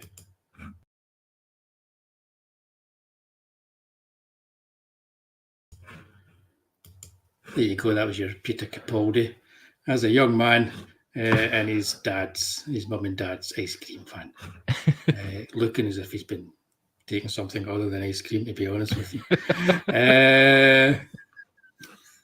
But yeah, that's just. He's been up for a few nights, bless him. Anybody that missed the start of the show, I'd share that there. Okay, so I'm getting on to Peter Capaldi now. Okay, here's what I've got. I've not got a lot for him actually. My notes are Heaven Sent episode. Watch that. Whether you like the episode or not, it's the one episode where you see him essentially going through the mill as the Doctor. It's really good because of that. It's got Missy. Yeah. The second best master. After Roger Delgado, I would say. Yeah. Some would argue equally as good. I think second best. He would have been higher, but it's got a bloody moon with it. It's actually an egg. It's got a dragon in it. And I'm sorry, but that is kind of unforgivable. I'm not the kind of person that actually believes in jumping the shark, and that, one thing, because I quite like Fonzie jumping the shark, but I think you can always have something really bad and then kind of pick up afterwards, and he does after that episode. But I watched that episode and it stuck with me. It stuck. It was like I can't easily visualize things in my head. I have to just go on memories and recollections and stuff. But that stayed almost like a visual in my head for months. Yes. And every time I watched an episode of Doctor Who, I was like, oh God, I hope it's not going to be as bad as that. Egg moon bad. Yeah. I'm glad we're on agreement with this one. And that was a moment where you realised, it's just. I mean, I know Doctor Who's always been science fiction, kinda, Yeah. But it's always been, but it's still been believable as science fiction. And suddenly it was like, you can just write any old crap you want now in Doctor Who. You know, Yeah. so Yeah. that episode was terrible. But here's the thing. He then went on to just kind of like be a brilliant Doctor. Just again, another Doctor that really could have done another season. But absolutely. his eccentricities, and that sometimes they pushed it a bit too far, and they were trying to bring his personality into it. It wasn't quite working, but you could tell him as an actor, things that didn't work, he just didn't carry on. So you could see how he was finding his way as a Doctor, and he was pulling on things that had gone before, right back to Hartnell. His dynamic with Matt Lucas was really, absolutely loved it. But there were certain points where I was like, I want to see Matt Lucas play the Doctor. It was surprisingly good, actually. Matt Lucas, when I heard he was going to appear, I was like, yeah, I was the same. And then it worked. So yeah, very surprising. So yeah, that's he's my what was it? Where are we at now? We're at 6. Yep, we're into the final 5. Into the final 5. So let's see.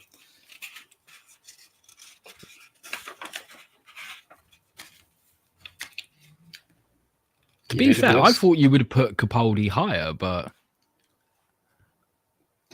it's cool. At one point, Capaldi was higher. Oh. But then I hang on a minute, I need to scroll down here.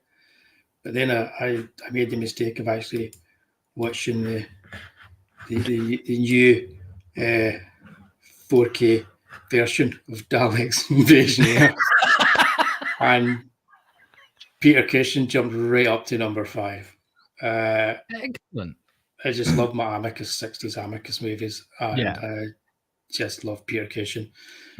Here's what I do. Here's what I do. I watch Peter Cushing as Doctor Who, and I imagine, okay, this is the movies version of Doctor Who.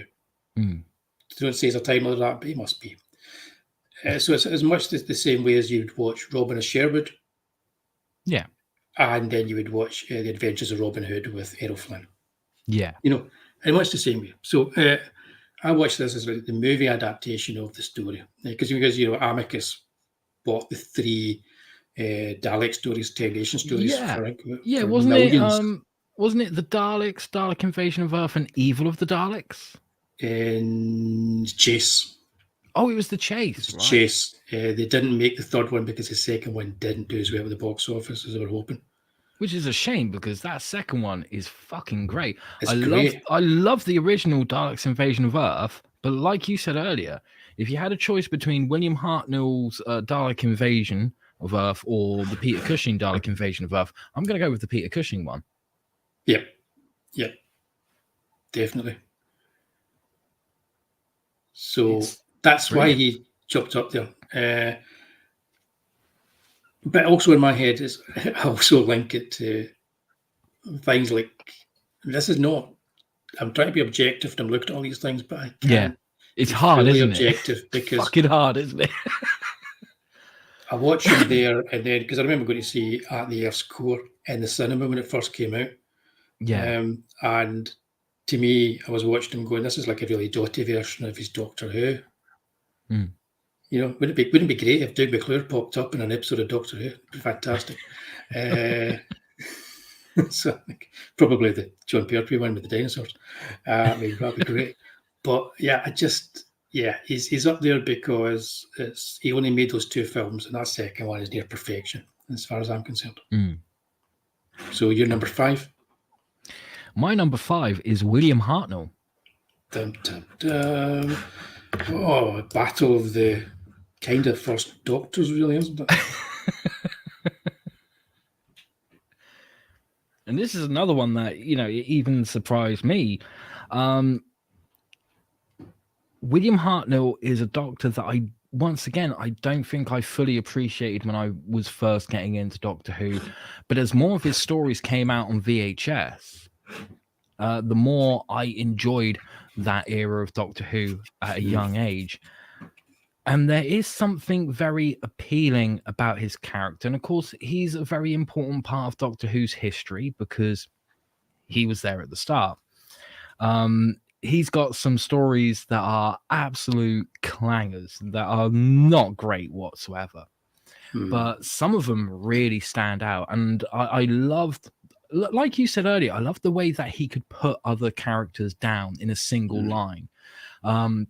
Like the Time Meddler, when he finds the Viking helmet and Steven says something, he's like, well, what do you think it is? A space helmet for a cow or something? Like the way he was able to deliver those lines was absolutely brilliant. And he did a really good job at being the Doctor. He clearly loved the character and he had no source material to base it upon. He got to really create his own version of it. And when you see the comparison of the pilot and the original first episode, there are clear changes that he made to the character because of what Sidney Newman wanted and what he didn't like in the pilot.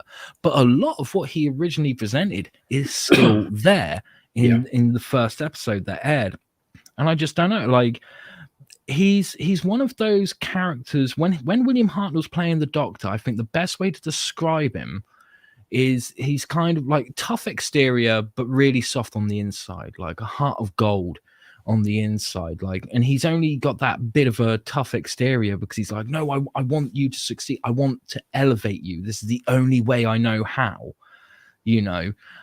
This is like when William Hartnell starts as the Doctor, it's his first proper continual interaction with human beings, rather than with other Time Lords. And the way he portrayed that was just really great. And I have so much more respect for him now, to the point that I look at some of the missing episodes and I think, man, I feel sorry for Troughton because of how many missing episodes he's got. Yeah. But there's something really special about the William Hartnell episodes. And every time I hear a rumor about, oh, they may have found a missing episode, I'm like, oh, please say it's Celestial Toymaker. Please say it's Marco Polo, Reign of Terror. Like, you know, and years ago, I would have been wishing for completely different stories. But now I really want to see more Hartnell. And I think another thing that helped me to put him in this spot, and it shouldn't have really affected it, because like you said, Richard Handel did his portrayal of the first Doctor. That doesn't have anything to do with this choice. But David Bradley doing that biopic by Mark Gatiss. Yeah, excellent. What a fucking film. That was absolutely beautiful.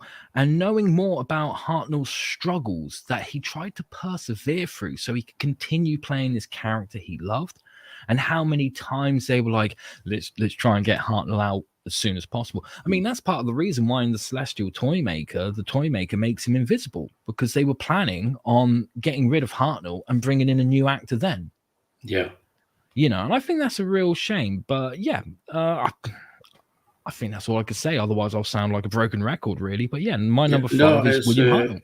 Yeah, no, cool. I mean, I've got him down at 7, but I could say that magnificent 7. Anybody above 15 is going to be good. Yeah, so we put it in perspective here, because we do like Doctor Who. Yeah, it's Not My Monkey's got a long one here. I see a change with Eccleston. Story not as good as before, but pacing effects better. Shame the good of both eras could not marry up. Yeah, no, absolutely, absolutely. Yeah. Right, I'm getting so close now. I'm just checking because I've not got them in order here. Yeah, okay, I couldn't do that. Why did I do it? Oh, okay, I did do it. Okay. Yep, he's climbing up here. Look, he knows him. I know, even above Capaldi. What's doing? Yeah, I've got him up in number 4. Matt Smith. Nice. I was thinking about it, and I was thinking, I've got my notes, so I'm looking at this. He has some great episodes. He has some really good episodes. He's got Vincent and the Doctor. Oh, just amazing. There's not many Doctor Who's just kind of emotionally get you. New Who tries all the time, and that's one of the things I don't really like about it. It's trying too hard. Yeah. That one was really good. But he manages to be great in so episodes, and kind of mid episodes. And everything you said before, no point in going over all that again. I totally agree with. He gets the manic bit right. It's almost as like it's this younger Doctor brain, and that's what's functioning. Yeah. I went in again. I went in thinking, I don't know about this. It just worked from the first episode with him. And I think it's just because he is such a good actor. I've just watched House of the Dragon as well, and he's so good in that. But yeah, I had him really. I thought to myself, looking at him, going, "Put him up there." It's like he's almost in the top 3, because I mean he's almost on the podium getting a medal. But I actually think, and he actually has a season there that's actually solidly good, just episode after episode. And I think, is that just because of him? I'm thinking that. Is it because of him? I think in some ways it is. He does a really good job of pulling it together. And of course, he's got good companions as well, and good chemistry with the companions. Yep, absolutely. And that really helps. Something that we haven't talked too much about, but the way Amy and Rory, they work really well as companions, and they work really well on their own. So the episodes that kind of focus on them, they work really well. And his Doctor specifically works so well with them. So that's why Matt's up there in my number 4. Your number 4? That's great, and I'm really glad that there's rumors out there suggesting that he might be Mr. Fantastic in the new Fantastic Four movie, because I think that's a great choice.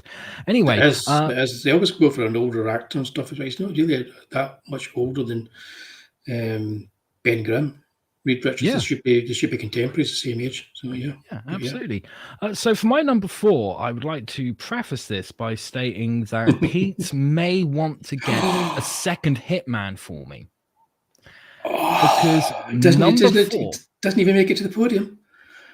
Number 4 is Tom Baker. He's taken what to most people would be the long walk of kind of like, joy. At least I didn't put him at number 14. Let's put it that way. The long walk of joy, but no, it's the long walk of shame as he didn't even make it onto the podium. Tom Baker and his perm. The floor is yours. Tom Baker is a really good Doctor. I feel that he started off strong, not necessarily in Robot, his post-generation story, although that's not a bad story. But everything after that, I feel like in that season is exceptionally good. He found his feet as the Doctor very quickly. A lot of my favorite Doctor Who stories, especially Pyramids of Mars and Terror of the Zygons, are Tom Baker stories. And he did a really good job. I love the fact that he leans into, this is an alien. He may look like a human, but he's an alien. And he has some wonderful lines. Like, I can never forget that moment in Brain of Morbius where it's raining outside. They knock on the door's open, and he's got that disheveled umbrella. He goes, "Don't suppose you got a glass of water?"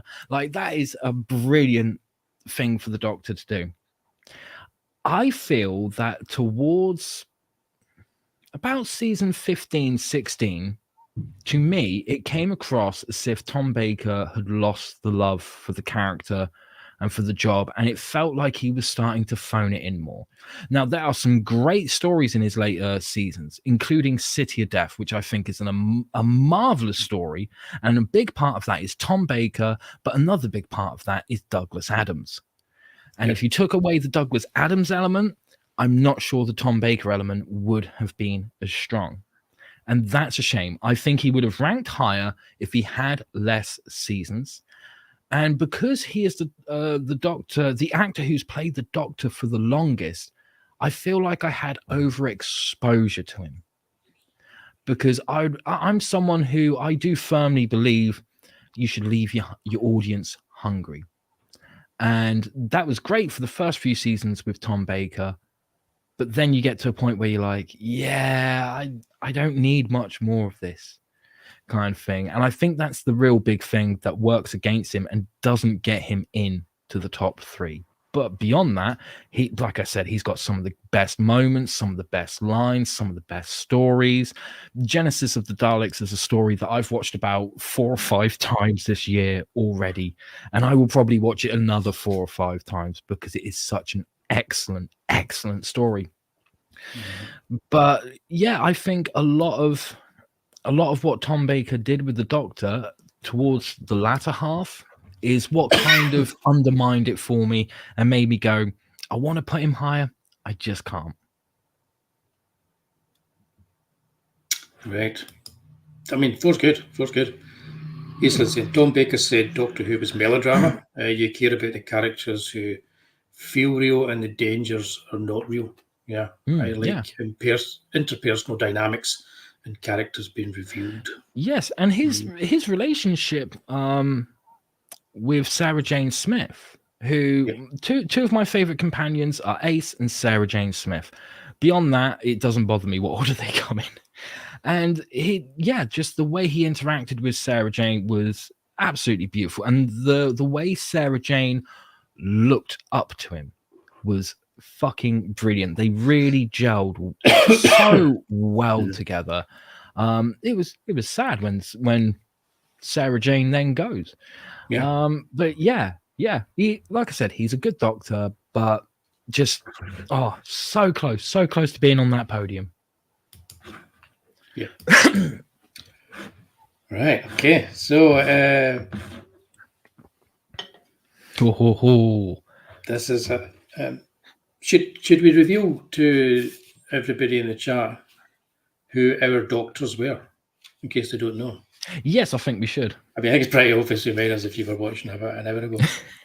So, who was your doctor? As in the Doctor, for anybody who's watching this, it doesn't know, the one you grew up with, the first one is usually the one you grew up with. So they're kind of like subjectively your favourite. That's the way it kind of works. Yes. And look, I know he's got a lot working against him, but it was my first Doctor. The Doctor that I absolutely adore the most is Sylvester McCoy. Yeah. Not a popular opinion. Don't fucking care. and funny enough, you've not put Sylvester up here yet. So we're trying hard to be objective and not just put our favourites. Yeah, because I noticed you haven't put John Pertwee up there yet. Yeah, so, I know. Did you know that? Yeah. I have a feeling I know now where you're going to put him. He is my favourite Doctor. So, but for analysis, by looking at stories and other things, and something you mentioned as well there about Tom Baker being the one that really embraced the alienness of the Doctor. I'm putting John Pertwee at number 3.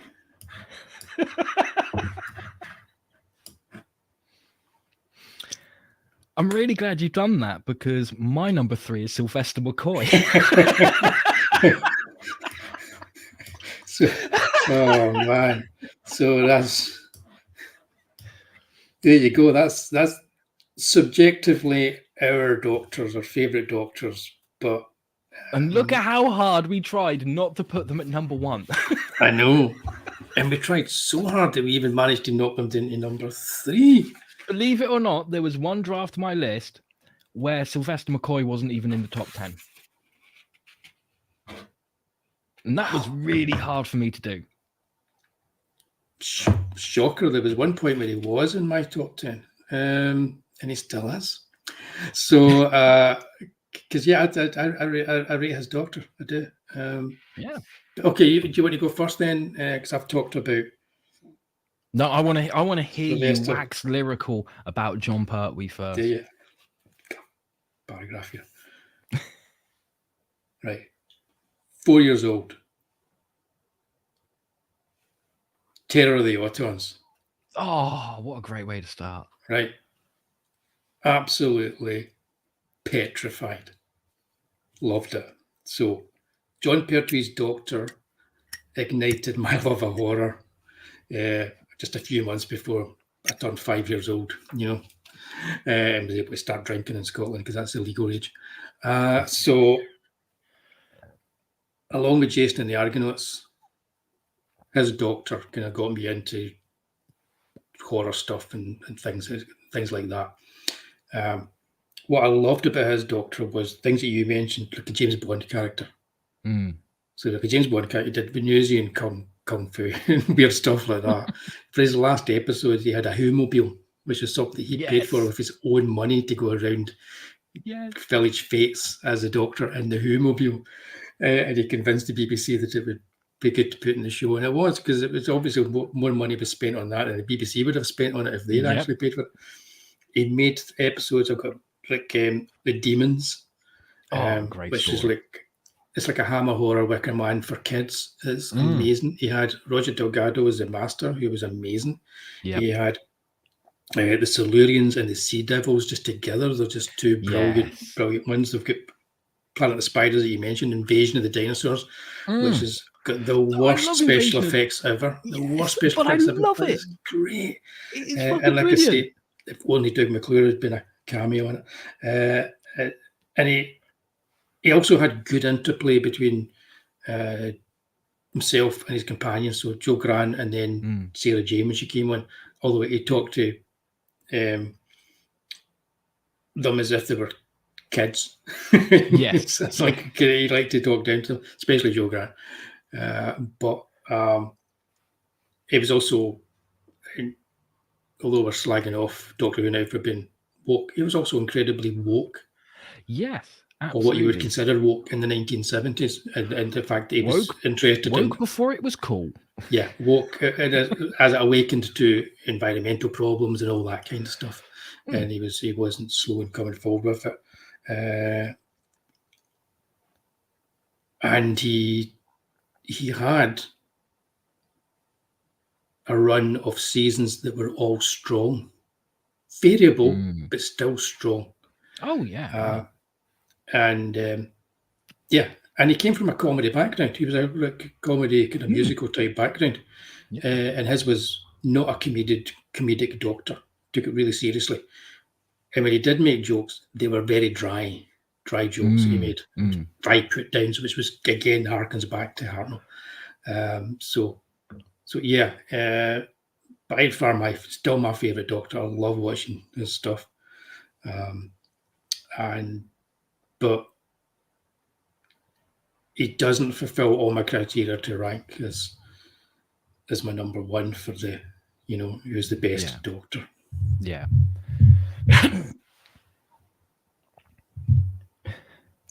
That hurt, didn't it? And I've got this here. The Seeds of Doom, right? Was one of the episodes that drew criticism from our old favourite Mary Whitehouse. Oh yeah. And she wrote, this is about the violent imagery, she wrote, strangulation by hand, by claw, by obscene vegetable matter is the latest gimmick sufficiently close up so that they get the point.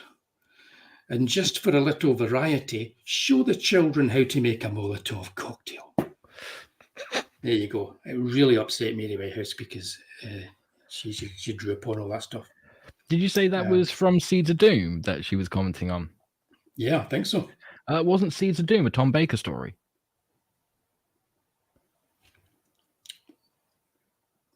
It wasn't Seeds of Doom then. Are you thinking of the Green Death? The Green Death I'm thinking of. That's what I'm thinking of. I do this. Lucifer's used to this. I get my titles mixed up. Doctor Who. It's all good. It's all good. Yeah, I get my titles mixed up. Actually, maybe talk about Tom Baker. It doesn't matter. It was fun. Anyway. She didn't like John Pertwee. She didn't like Tom Baker. She didn't like Will Hartnell. She didn't like Patrick Troughton. She didn't like any of them. I could hear the hurt in your voice when you were saying, but he didn't make it to number one. I know.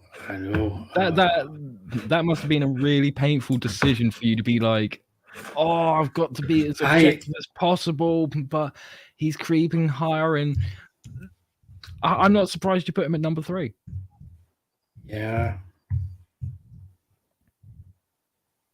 It's okay. I will get a counsellor for you. Tell us about Sylvester McCoy.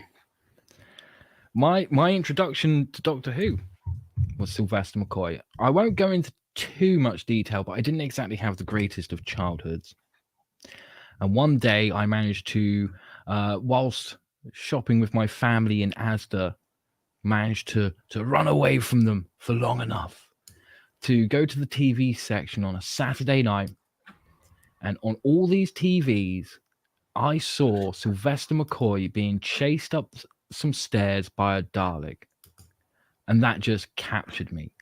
And I was like, what is this? I need more of this in my life 5 minutes ago. And from that point on, I managed to, after some arguing, convince my parents that every Saturday night I needed to sit down and watch Doctor Who. And I think similar to you and John Pertwee, it kind of ignited my love for horror. Because I hadn't experienced horror at that point. That was the closest thing, was seeing Remembrance of the Daleks, Happiness Patrol, Silver Nemesis, Greatest Show in the Galaxy. And that really opened doors for me as a child. And I just absolutely adored the show. But I really adored the character of the Doctor. And it was because of Sylvester McCoy's portrayal. Now, I will put my hands up and say, if that Saturday evening had been a year earlier, and it was either The Mark of the Rani or Delta and the Bannermen, I probably would have hated Doctor Who. Because I don't think there's any getting around it.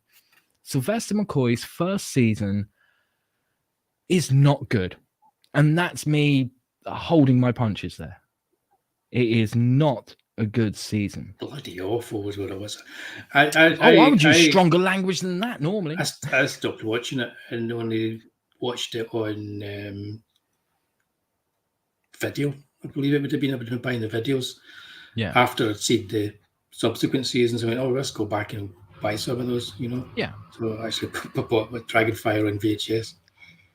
But Remembrance of the Daleks was such an excellent story. Yeah. And I feel that once you brought Ace into the fold with Sylvester McCoy's Doctor, and you had the Cartmel master plan going on in the background, where they really wanted to get back to the roots of what made Doctor Who good, and that was the mystery behind who was he, where did he come from? Because when we originally had William Hartnell, we didn't know anything about Time Lords or Gallifrey, and that kind of changed around the time of the Time Meddler coming out.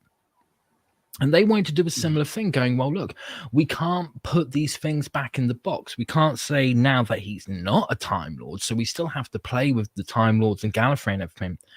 But there should be more to the character that people don't know about, that we can hint at, a darker side.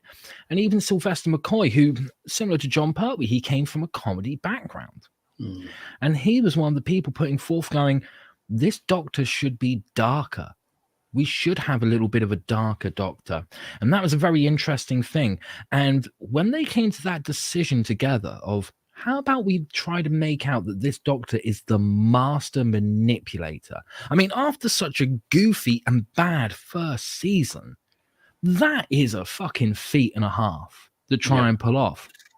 But they were doing it so damn well. And I know there are a couple of stories. I know that some people out there aren't a big fan of Silver Nemesis. I actually think it's a really good story. Yeah, I like Silver Nemesis, Yeah, I like all of season 25, and the same with season 26. I feel that season 25 is the more entertaining season out of the last two. But there's something really good about season 26. Really good, because they really lean into that darkness. They're like, this is still for kids, but only just. And stories like The Curse of Fenric are just absolute genius. Ghostlight, I hear loads of people go, if anyone can figure out what that story is about, then fucking hell, you get bonus points. And I'm like, really? It was that difficult? Yes, it is a bit of a challenging story, but it's not that hard to figure out. And like the dynamic between Sylvester McCoy and Ace, there's something really nice about that. To me, I felt there was more of a connection more of a chemistry between Sylvester McCoy and Ace, like a father and daughter, more so than William Hartnell and Susan. You know, and yeah, I would love to have seen more of Sylvester McCoy's darker Doctor. That's another thing about Peter Cushing. Peter Cushing and his Doctor and Susan, much better dynamic. Oh yeah, absolutely. Than there was in the TV show. Just put that one out there. Absolutely. And there was something about Sylvester McCoy's Doctor Who, didn't see it straight away, even after I got introduced to all the other Doctors and saw their adventures on VHS over and over again. There's a little bit of him and some of the stuff that he does that kind of harkens back to Troughton, which I think is really interesting, because before they got Sylvester McCoy on board, originally, they wanted to actually get Patrick Troughton back. So they actually wanted Colin Baker to regenerate into Patrick Troughton, but unfortunately, he passed away. So they couldn't do that. And at the time, Michael Graves was like, okay, we gave you that 18-month hiatus. We brought you back because of all the backlash, but we're still going to get rid of you. And John Nathan Turner was like, no, the show's got to keep going. He didn't actually want to carry on being the showrunner. And Michael Graves was like, well, there's certain stipulations. If you carry on Doctor Who, you have to stay on as the showrunner, and I have to approve of who you get as the Doctor. And John Nathan Turner really wanted Sylvester McCoy, and Michael Graves was like, no, this is awful, and you've got to get 2 other people to audition, but I want a bigger name, someone who's got a bit more gravitas. So John Nathan Turner deliberately picked really great actors that he knew wouldn't do quite what Michael Graves wanted, and got them to audition so that it made Sylvester McCoy look better. And so that Michael Graves went, all right, you win, you get Sylvester McCoy. Yeah. Like, there's a fascinating history to the to Doctor Who and the troublesome. It shows just about that. Yeah, absolutely. But I think there's something really special and magical about Sylvester McCoy's portrayal, and that may be more of a personal thing for me. And I could be saying the same thing if I'd got into Doctor Who when Colin Baker was the Doctor, or later on.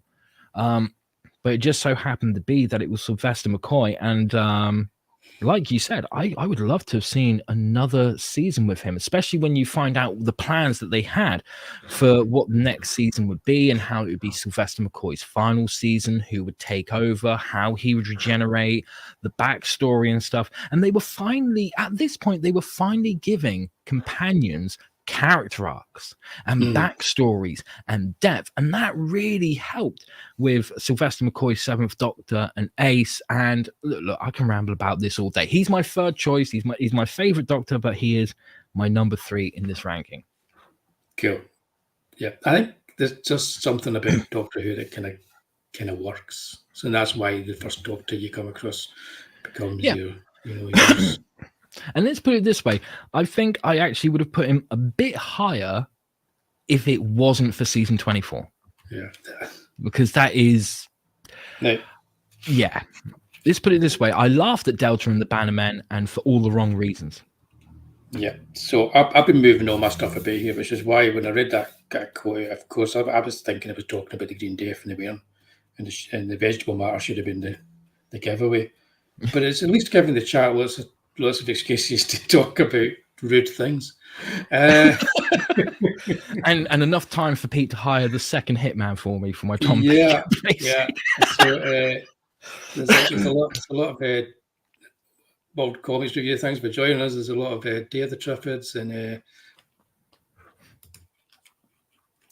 very interesting cucumber that I've got up north. Okay, we'll just leave it all at that. Right, guys. Now, before we carry on, I just want to point out we've only got 2 Doctors left each. Yeah. There is one Doctor that neither of us have picked yet. And it will be very interesting to see where both of us put them. So this is interesting, because what we have down here is we have our second and first choices. I think what we're going to do here is we've got 2 Patricks, one Tom and one Peter down there. So I think what we'll do is we will talk about our second choices first, but we'll put our first up here because it's a bit of a spoiler if we just put our second up. So how about you do your second and first choices first, and then I'll do my second and first choices. Okay. Now my second choice is a certain Mr. Gilmore's not going to talk to either of us anymore. My second choice is Sir Tom. It's Tom Baker, which of course means my first choice is a doctor that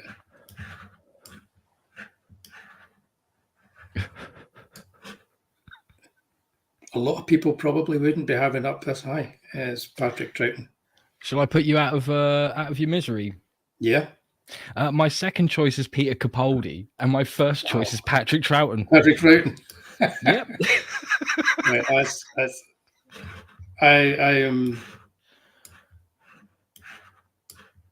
pleasantly surprised to see Peter Capaldi up there at number 2.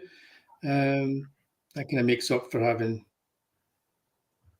John Pertwee in at number 7. But so we've both gone for Patrick Troughton as the best Doctor. Wow. Okay. Which I couldn't have seen coming. I could not have seen you picking him as first, and the same for me. I was really surprised that he ended up being my first Doctor, my first number 1 ranking. Right. Well, I mean, we've both talked about Tom Baker and we've talked about Peter Capaldi, so we'll quickly kind of go over that just now. I appear to have cut and paste the same all my stuff for Tom Baker and John Pertwee's. That explains a lot. But I do have the curator here written down as well because he made an appearance as a curator in New Who. Yes, he did. Which was rather nice little moment. Tom Baker's early episode, I rebelled against. He was not my Doctor. Did not like it. Yeah. Kind of like the giant robot. Stuck with it. Kind of wasn't my Doctor. But it's very Hammer horror-y. Yes. The more Hammer horror-y it got, the more I liked him. Yeah. Yeah. So I think a lot of people have that with the second Doctor that they come across doesn't live up to their expectations because, especially when you're a kid, because John Pertwee was your thing, he was cemented. So I actually was, again, because you're that young, it's like the nuances of Tom Baker's performance I was missing, the kind of the way that he was. I think as Eastland mentioned, it was approaching it as a melodrama, and there was this kind of like there was both an intellectual approach to the material, which kind of distanced him from it, but there was also a kind of like just an emotional approach to how he wanted the audience to feel, and I wasn't getting that at the start. But so many good episodes in the first third of him being the Doctor, like you were saying. Then when it gets on to this later on stuff, the Douglas Adams stuff and that, it's okay. It's okay. There's lots of good stuff in there, but I prefer the Gothic stuff better. I prefer that. It's more my thing. And then it just didn't gel in the John Nathan Turner stuff. There was very variable. So why is he number 2? Because even when he seemed a little bit tired, he didn't just phone it in. His Doctor was, once he found his feet with the Doctor in his portrayal, it stayed consistent all the way through. And he had that quality you already mentioned, which you feel that he's alien. Yeah. And he kind of really leaned into that. And that's a big thing that a lot of the New Who Doctors kind of feed off of. Sometimes to the detriment of the series, I think. Maybe it was just natural for him. It shouldn't be a big thing for us to feel that the Doctor's alien. The Doctor is only alien insofar as he is alien. So he managed to do something which only a charismatic actor can do, and that's imbue the character that he's playing with some of his own personality. And he did it really well. And so when I watched back an episode of the Brain of Morbius, great story. I couldn't find fault. Couldn't find fault. And then I watched one of the episodes of Legopolis. That was the final one, wasn't it? Legopolis. Yes, Legopolis. It was like chalk and cheese as far as the production was concerned. Oh God, yeah. And you can tell that Tom Baker and John Nathan Turner didn't get on. Yeah, I think so. It felt like he was lifted from a different thing and put in it. But the first half of Tom Baker's tenure, it's him going, this character's awesome. The second half, you're watching a battle between the actor and the producer. Yeah. But his portrayal on screen at least kind of works and is good. So he actually, because one of the things we are looking at is the episodes that they're in, I think he rises above the material. Like I said this for Matt Smith as well. He's really good in so episodes. And he makes you feel as if the episode's better. There's some other doctors where the episode's really crap, but they've been all right in it. They're good in it. Tom Baker does the same thing. He makes you feel, he can make you feel in the end of the episode as if you go, no, that was pretty good actually. No, it wasn't. Tom Baker was really good in it. That's what was really good in it. But he has so many good kind of like gothic horror episodes and stuff like that just kind of like tap into. To me, those are the best Tom Baker ones. Yeah, and they really tap into the one thing that I like about Doctor Who above all other things, and that's the kind of whole horror aspect of it. Kind of like my 4-year-old brain clicking in with the John Pertwee and the Ottawans and that kind of stuff. So yeah, I can understand why a lot of people will have him. He's their doctor, especially if he's their doctor. He's probably difficult to look at this and not have him as number one. The way we've done this, we've kind of put our subjective kind of brains aside as best as we can and been objective about it. So being objective about it, even when he was in crap, he was a great doctor.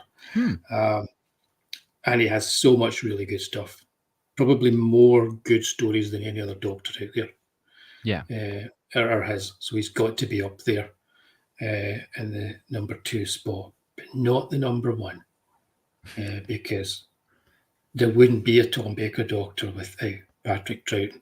Because like I said, the initial portrayal by William Hartnell, you can see that in the 3 or 4 doctors that come after him. There's still elements there that they're latching onto because they know they're needed for the Doctor. But Hartnell brought so many new things to the Doctor. But we'll wait until you talk about your second choice before we talk about Hartnell. Well, I'm just as surprised as a lot of people that Capaldi has made it to number 2, especially as I've made it very clear I am not a fan of New Who. I'm just not. It doesn't gel with me. It doesn't work for me.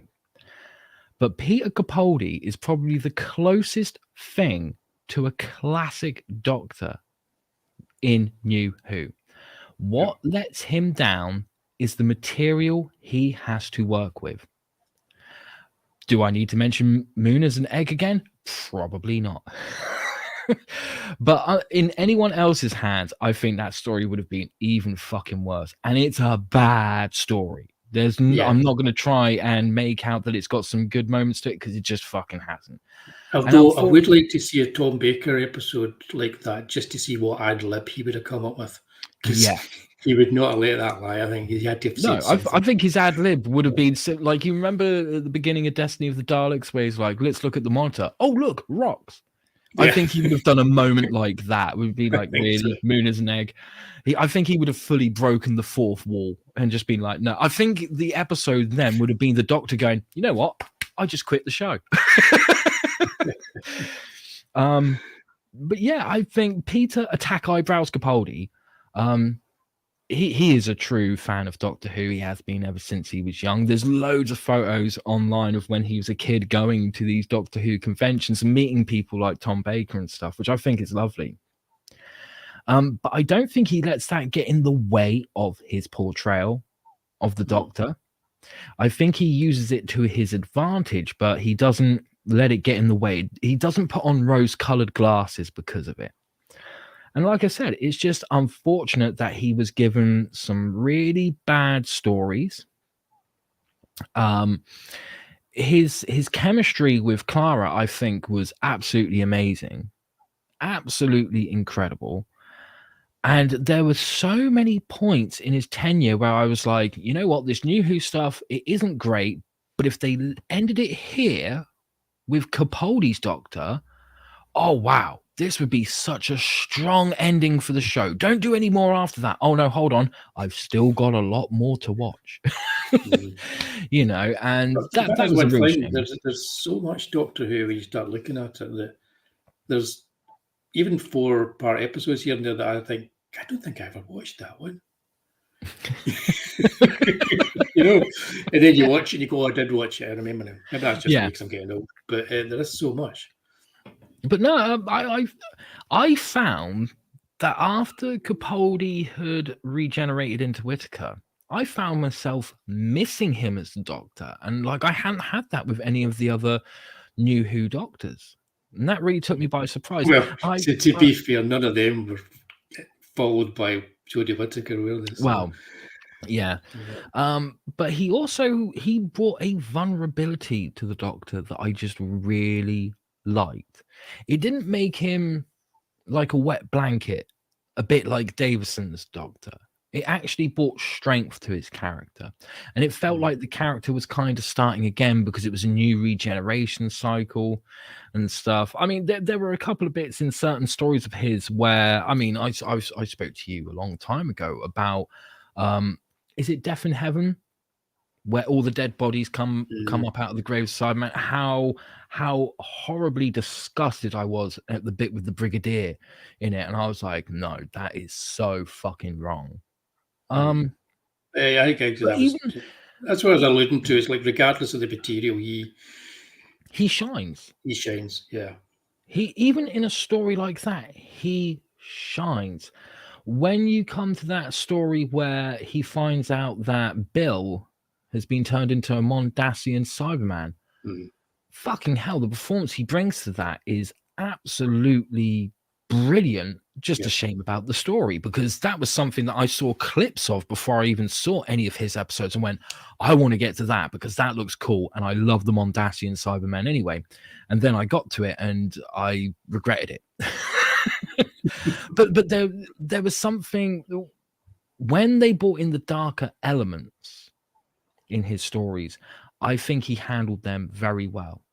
I think he handled them better than if it would have been a Matt Smith in those situations or a David Tennant in those situations. And I don't know, I think he's another one that I feel he kind of got shortchanged a little bit, and I think he's made it very clear, he said it without saying it, that he's kind of unhappy with how things went down with him in Doctor Who, because he loves the show and the character so much, and I think you can really see that. And just I think away from the classic Doctors, he is the closest thing that we have to a classic Doctor. If the show could have been Hartnell all the way to McCoy and then followed by Capaldi, fucking hell.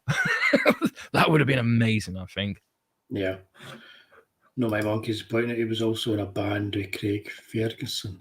Ah, I did not know that. Yeah. That was before Craig Ferguson did stand up as Bing Hitler. Oh. Yeah. Oh, interesting. He used to do a character called Bing Hitler, which definitely wouldn't fly today. So interesting. So that's just to remind everybody, we now have Patrick Troughton as both of our number ones. Which I couldn't have predicted. Not at all. I think one of the reasons that I went with Patrick Troughton is because when you watch his stuff on DVD, especially now that they've started animating all these other stories, Mm. And there's so much stuff now that you can get on DVD as Patrick Troughton. Yeah. And it's like it's really good. Yeah, really good. First of all, hi, Mary. Hey. Hey. So Patrick Troughton, here's what I've got down here. Grover's my middle name, by the way, just in case anybody's wondering. This is him. Bit of dialogue I put down. Everything I thought, oh, I need to write down this bit of dialogue, and then hope if I attribute it to the right episode, but I can't remember what episode this is now. Our lives are different to anybody else's, and that's the exciting thing. Nobody else in the universe can do what we're doing. So he says in one sentence, in one episode, it might have been Tomb of the Cybermen. I was about to say, is that Tomb of the Cybermen? It's Tomb of the Cybermen, isn't it? He says in one episode, what they just keep rambling on about in Yoo-Hoo as if it's a big thing. Yeah. And it's like, no, that's it in one sentence. That's what it's like to be Doctor Who, and that's what it's like to be traveling with Doctor Who. Yeah. That's it. The Doctor and who's traveling with him. That's what it is. Tomb of the Cybermen, brilliant. And much the same way as Dalek Invasion, Earth 2050 is like a major work that defines Doctor Who. Anything that comes afterwards, Tomb of the Cybermen equally, if not more so, because it really also ties in that almost, it's like a science fiction, but it has a gothic horror feel to it, set in a very kind of pristine science-based kind of place. And so it's fantastic. And Invasion is another great one, which has an almost Quatermass type feel to it. Really good. And then you've got the Mind Robbers, which is just love it. I've written down unbridled creativity. It's like just anything goes in that story, and this is where it deviates from the William Hartnell ones, which can be kind of staid and long and boring. Yes, there's none of that with Patrick Troughton's stories. They're generally they're just they hammer along, and they're really, really good. So that for that alone, he's got to be high. He's got to be pretty high. And then we're talking about companions as well. Jamie. Yes. Now, Patrick Troughton's Doctor and Jamie is, I would say, is arguably the best partnership in Doctor Who with a Doctor and a companion. Yeah. And you think it shouldn't really work. It shouldn't really work at all. But it does. The bloke off Emmerdale playing a Highlander is pulled out of time by this guy with a Beatles haircut and a recorder. It works really well. There's times where you can see, I've forgotten his name, the guy who plays Jamie. Oh, that's terrible. Who's the actor again? Fraser Hines. There's times where you can see him almost corpsing on screen when they're acting together. I think Patrick Troughton has got that childlike quality that David Tennant tries too hard to get. Matt Smith gets it, but even his is like just a heightened version of what Troughton has. But I think he understands Troughton quite well in his portrayal. And the more you watch Troughton, the more you can see what other actors have taken from him. Yes, I would be very surprised if Jodie had seen a single Patrick Troughton episode. Agreed. I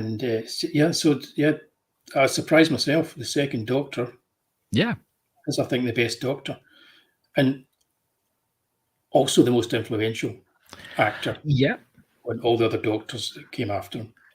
I would also argue that he is probably the most important Doctor. And the reason being is, yes, William Hartnell is important because it all begins with him. But anyone who follows him either sinks the show or elevates it. Those are big boots to fill. The show had only been on the air for 3 years. It could have died because of whoever they cast as the second Doctor. If it was anyone but Troughton, we may not be sat here ranking the Doctors today. It's because of Troughton that Doctor Who has had such longevity. So I would argue not only is he worthy of being in first place, many of the reasons that you stated, his just the way he portrays the Doctor as this cosmic hobo, the way that, like you said, you can see his influence in people like Davison, people like Smith, people like Baker and McCoy. You can see it throughout so many of them. It starts there. That's when you really see the Doctor sculpted as a character, and a very likable character too. His stories are fucking brilliant. Even the ones that people go, oh, that's not a very good story. Look at the animated version of the Macra Terror. That is absolutely brilliant. I mean, if I saw the original episodes, because if they weren't missing, then I think I might say a little differently. But as an animated feature with the original soundtrack, oh my God, what a powerful story. It's kind of the Happiness Patrol before the Happiness Patrol, and with giant crabs. And like you mentioned earlier, giant crabs are always good.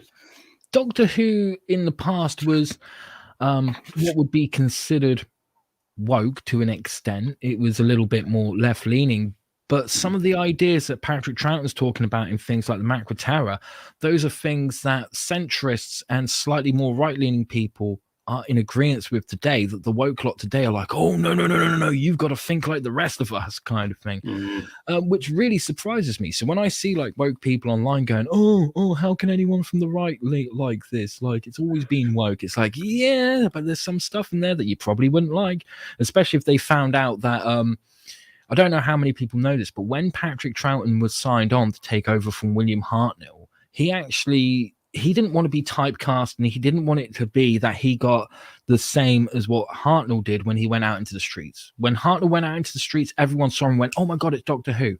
And he didn't want that. So he actually suggested that his Doctor, what he should do is black up.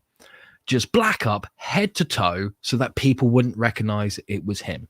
Imagine if the woke lot found out about that today. They would not be happy. He'd be cancelled in a fucking heartbeat, wouldn't he? Yeah, that wouldn't be work.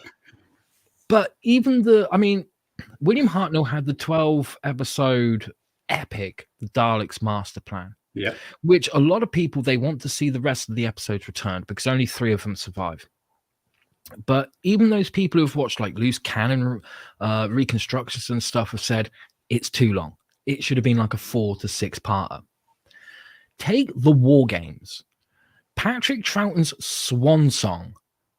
It's 10 episodes long, and it is gripping from beginning to end. And it's not just the writing, it's his performance as well.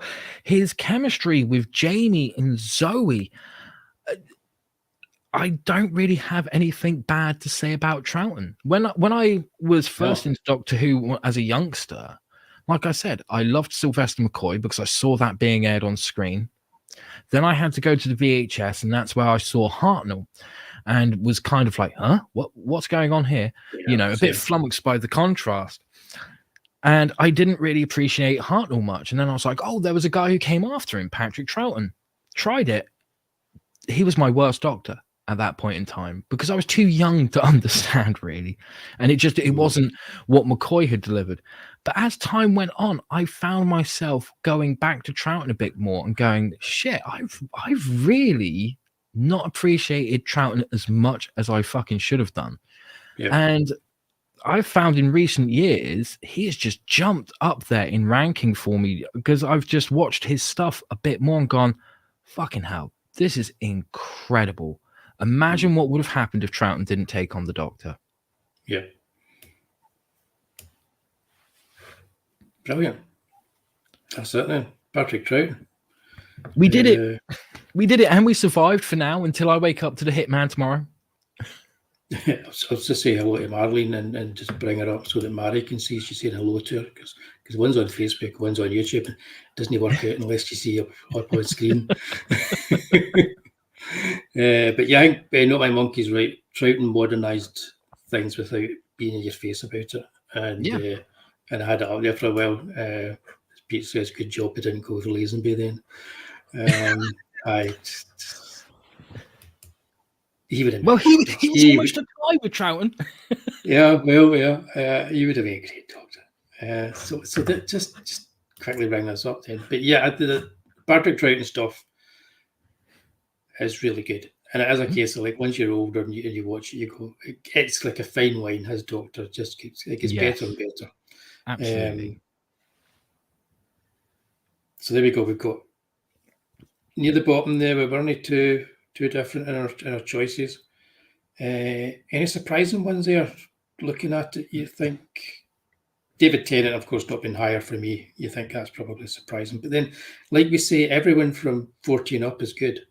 So yeah, I felt I had to be extra critical about David Tennant, and I might show favouritism to my fellow countrymen. And anyway, I knew Peter Capaldi would be higher up there. So,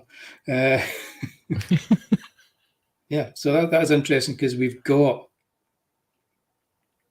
I mean, you've got one new. That surprised me. I didn't expect one new Who one to be the top three. No, again, neither did I originally.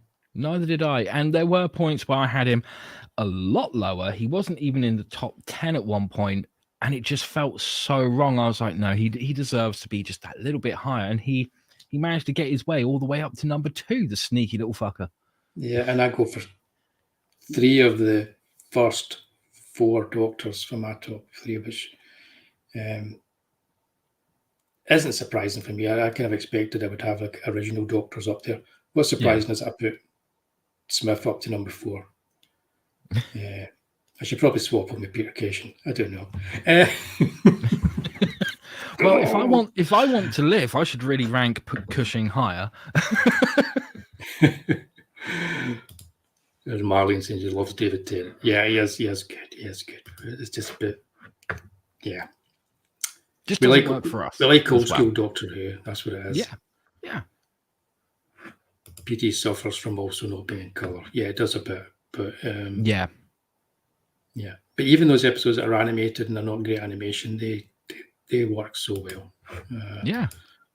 But yeah, so that's that then. That's if in another alternate universe, my number 1 is of course John Pertwee, and your number 1 is of course Sylvester McCoy. Yes, that shadow of a doubt. But that's not the universe we're in right now. But no, that was fun. We did 2.5 hours talking about Doctor Who, and we could probably do a lot more if we framed it differently or something. I don't know. I mean, at least Pete stuck with us for the whole time. Yeah. Well done, Pete, and then those who joined as well will stuck with us. So thanks for that, Lucifer. That was fun. My pleasure. I've been looking forward to this. I've been counting down the day. This is more exciting than Christmas for me, was doing this show. It was good, and I got to reacquaint myself with some more old episodes of Doctor Who. But I think that, Vincent Van Gogh episode with Matt Smith really does bump. Oh, that is a fucking great episode. It's just absolutely amazing episode. Now, we are done, but we're not completely done yet. So Sylvester Stallone, how much whiskey have you had tonight? Not my monkey, seriously. I want to know what universe that happened in, so I can at least see a clip from it. Because that's that universe where Stallone and Lazenby's Doctors, the same universe, and they team up for the 2 Doctors. That's one we need to see. Oh my god, that's a comic in the making, a fan comic that needs to be made. Yep, we'll just That's the next thing we're going to do. We're going to do the fan comic with Sylvester Stallone. Oh God! Right, what am I looking for here? I'm on my other screen. I'm looking for something. I'm looking to tell people what we're doing. Nick, can you? He only lasted 20 minutes. I'm surprised he lasted that long. I'm surprised he did as well. Because I think his initial response when we said we were doing a Doctor Who was like, nah, you're all right, guys. Just leave me out of it. Right, okay. This is what I'm looking for. Right.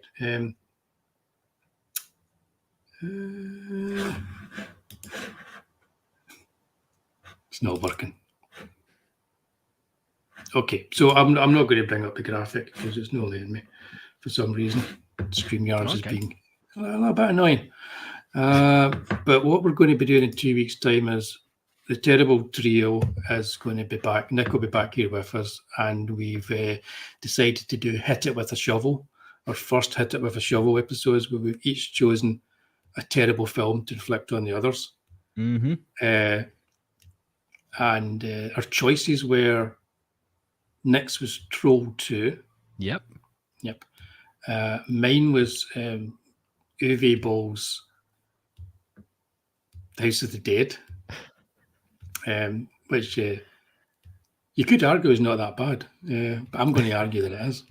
And Lucifer's Yours is, again, remind us? It's an exploitation disaster piece from 1977, if I remember correctly, called Nurse Sherry. Nurse Sherry. The poster looks amazing, I have to say. But I'm sure the film is nothing like the poster. I'm not saying a thing. It's an experience. Okay. Yeah, I'm going to watch them all on the same day, which is on the day of the show. So I'm going to, even House of the Dead. I hope it's not a lot better than I remember it being. I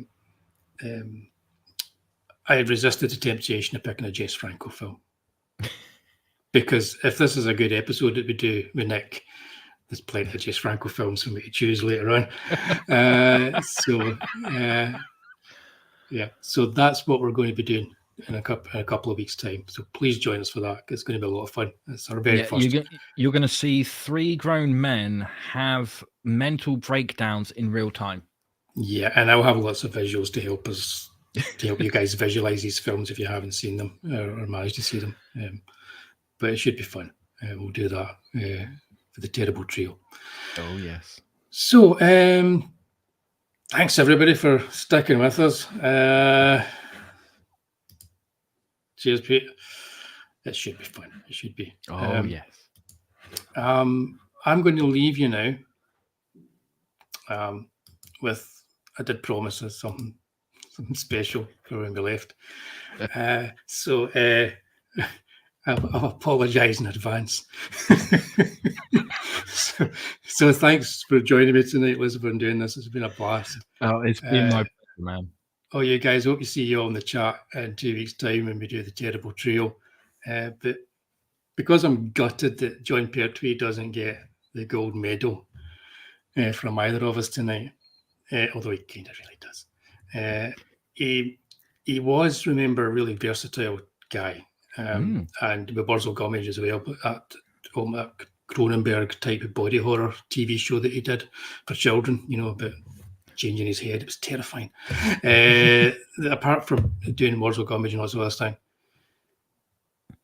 he also made records. So that's us. We're done for the night. So from myself and from Lucifer, be seeing you guys. See ya.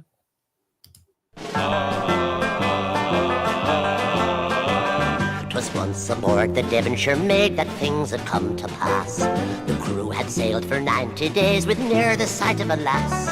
They were but a score and eager what's more to win life's constant prize when the captain saw on the starboard side the land of paradise. The land of paradise.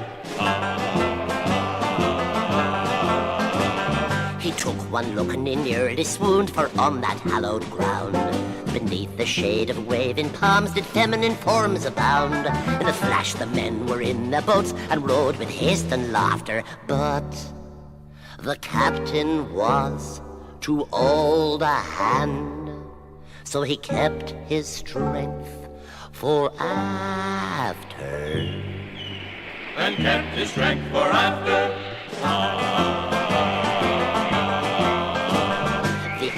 Was a wonderful place for men and maids to play, and in the dusky maiden's arms reward and pleasure lay. But in a while their satisfied smiles and strength began to seep, and all the sailors wanted was an hour alone to sleep. An hour alone to sleep.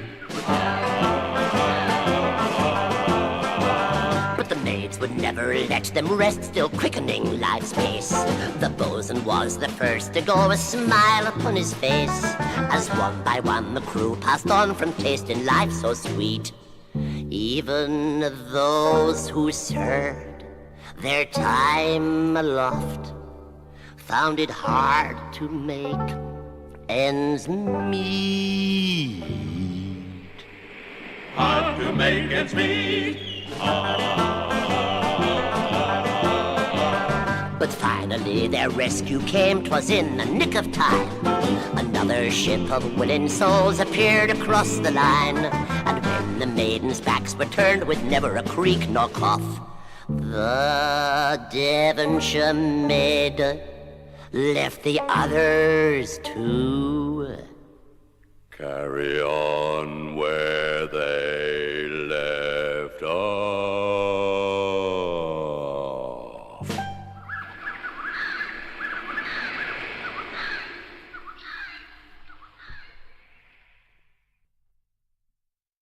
You have seen this incident based on sworn testimony. Can you prove that it didn't happen? Perhaps on your way home, someone will pass you in the dark, and you will never know it, for they will be from outer space. Many scientists believe that another world is watching us this moment. We once laughed at the horseless carriage, the airplane, the telephone, the electric light, vitamins, radio, and even television. And now some of us laugh at outer space.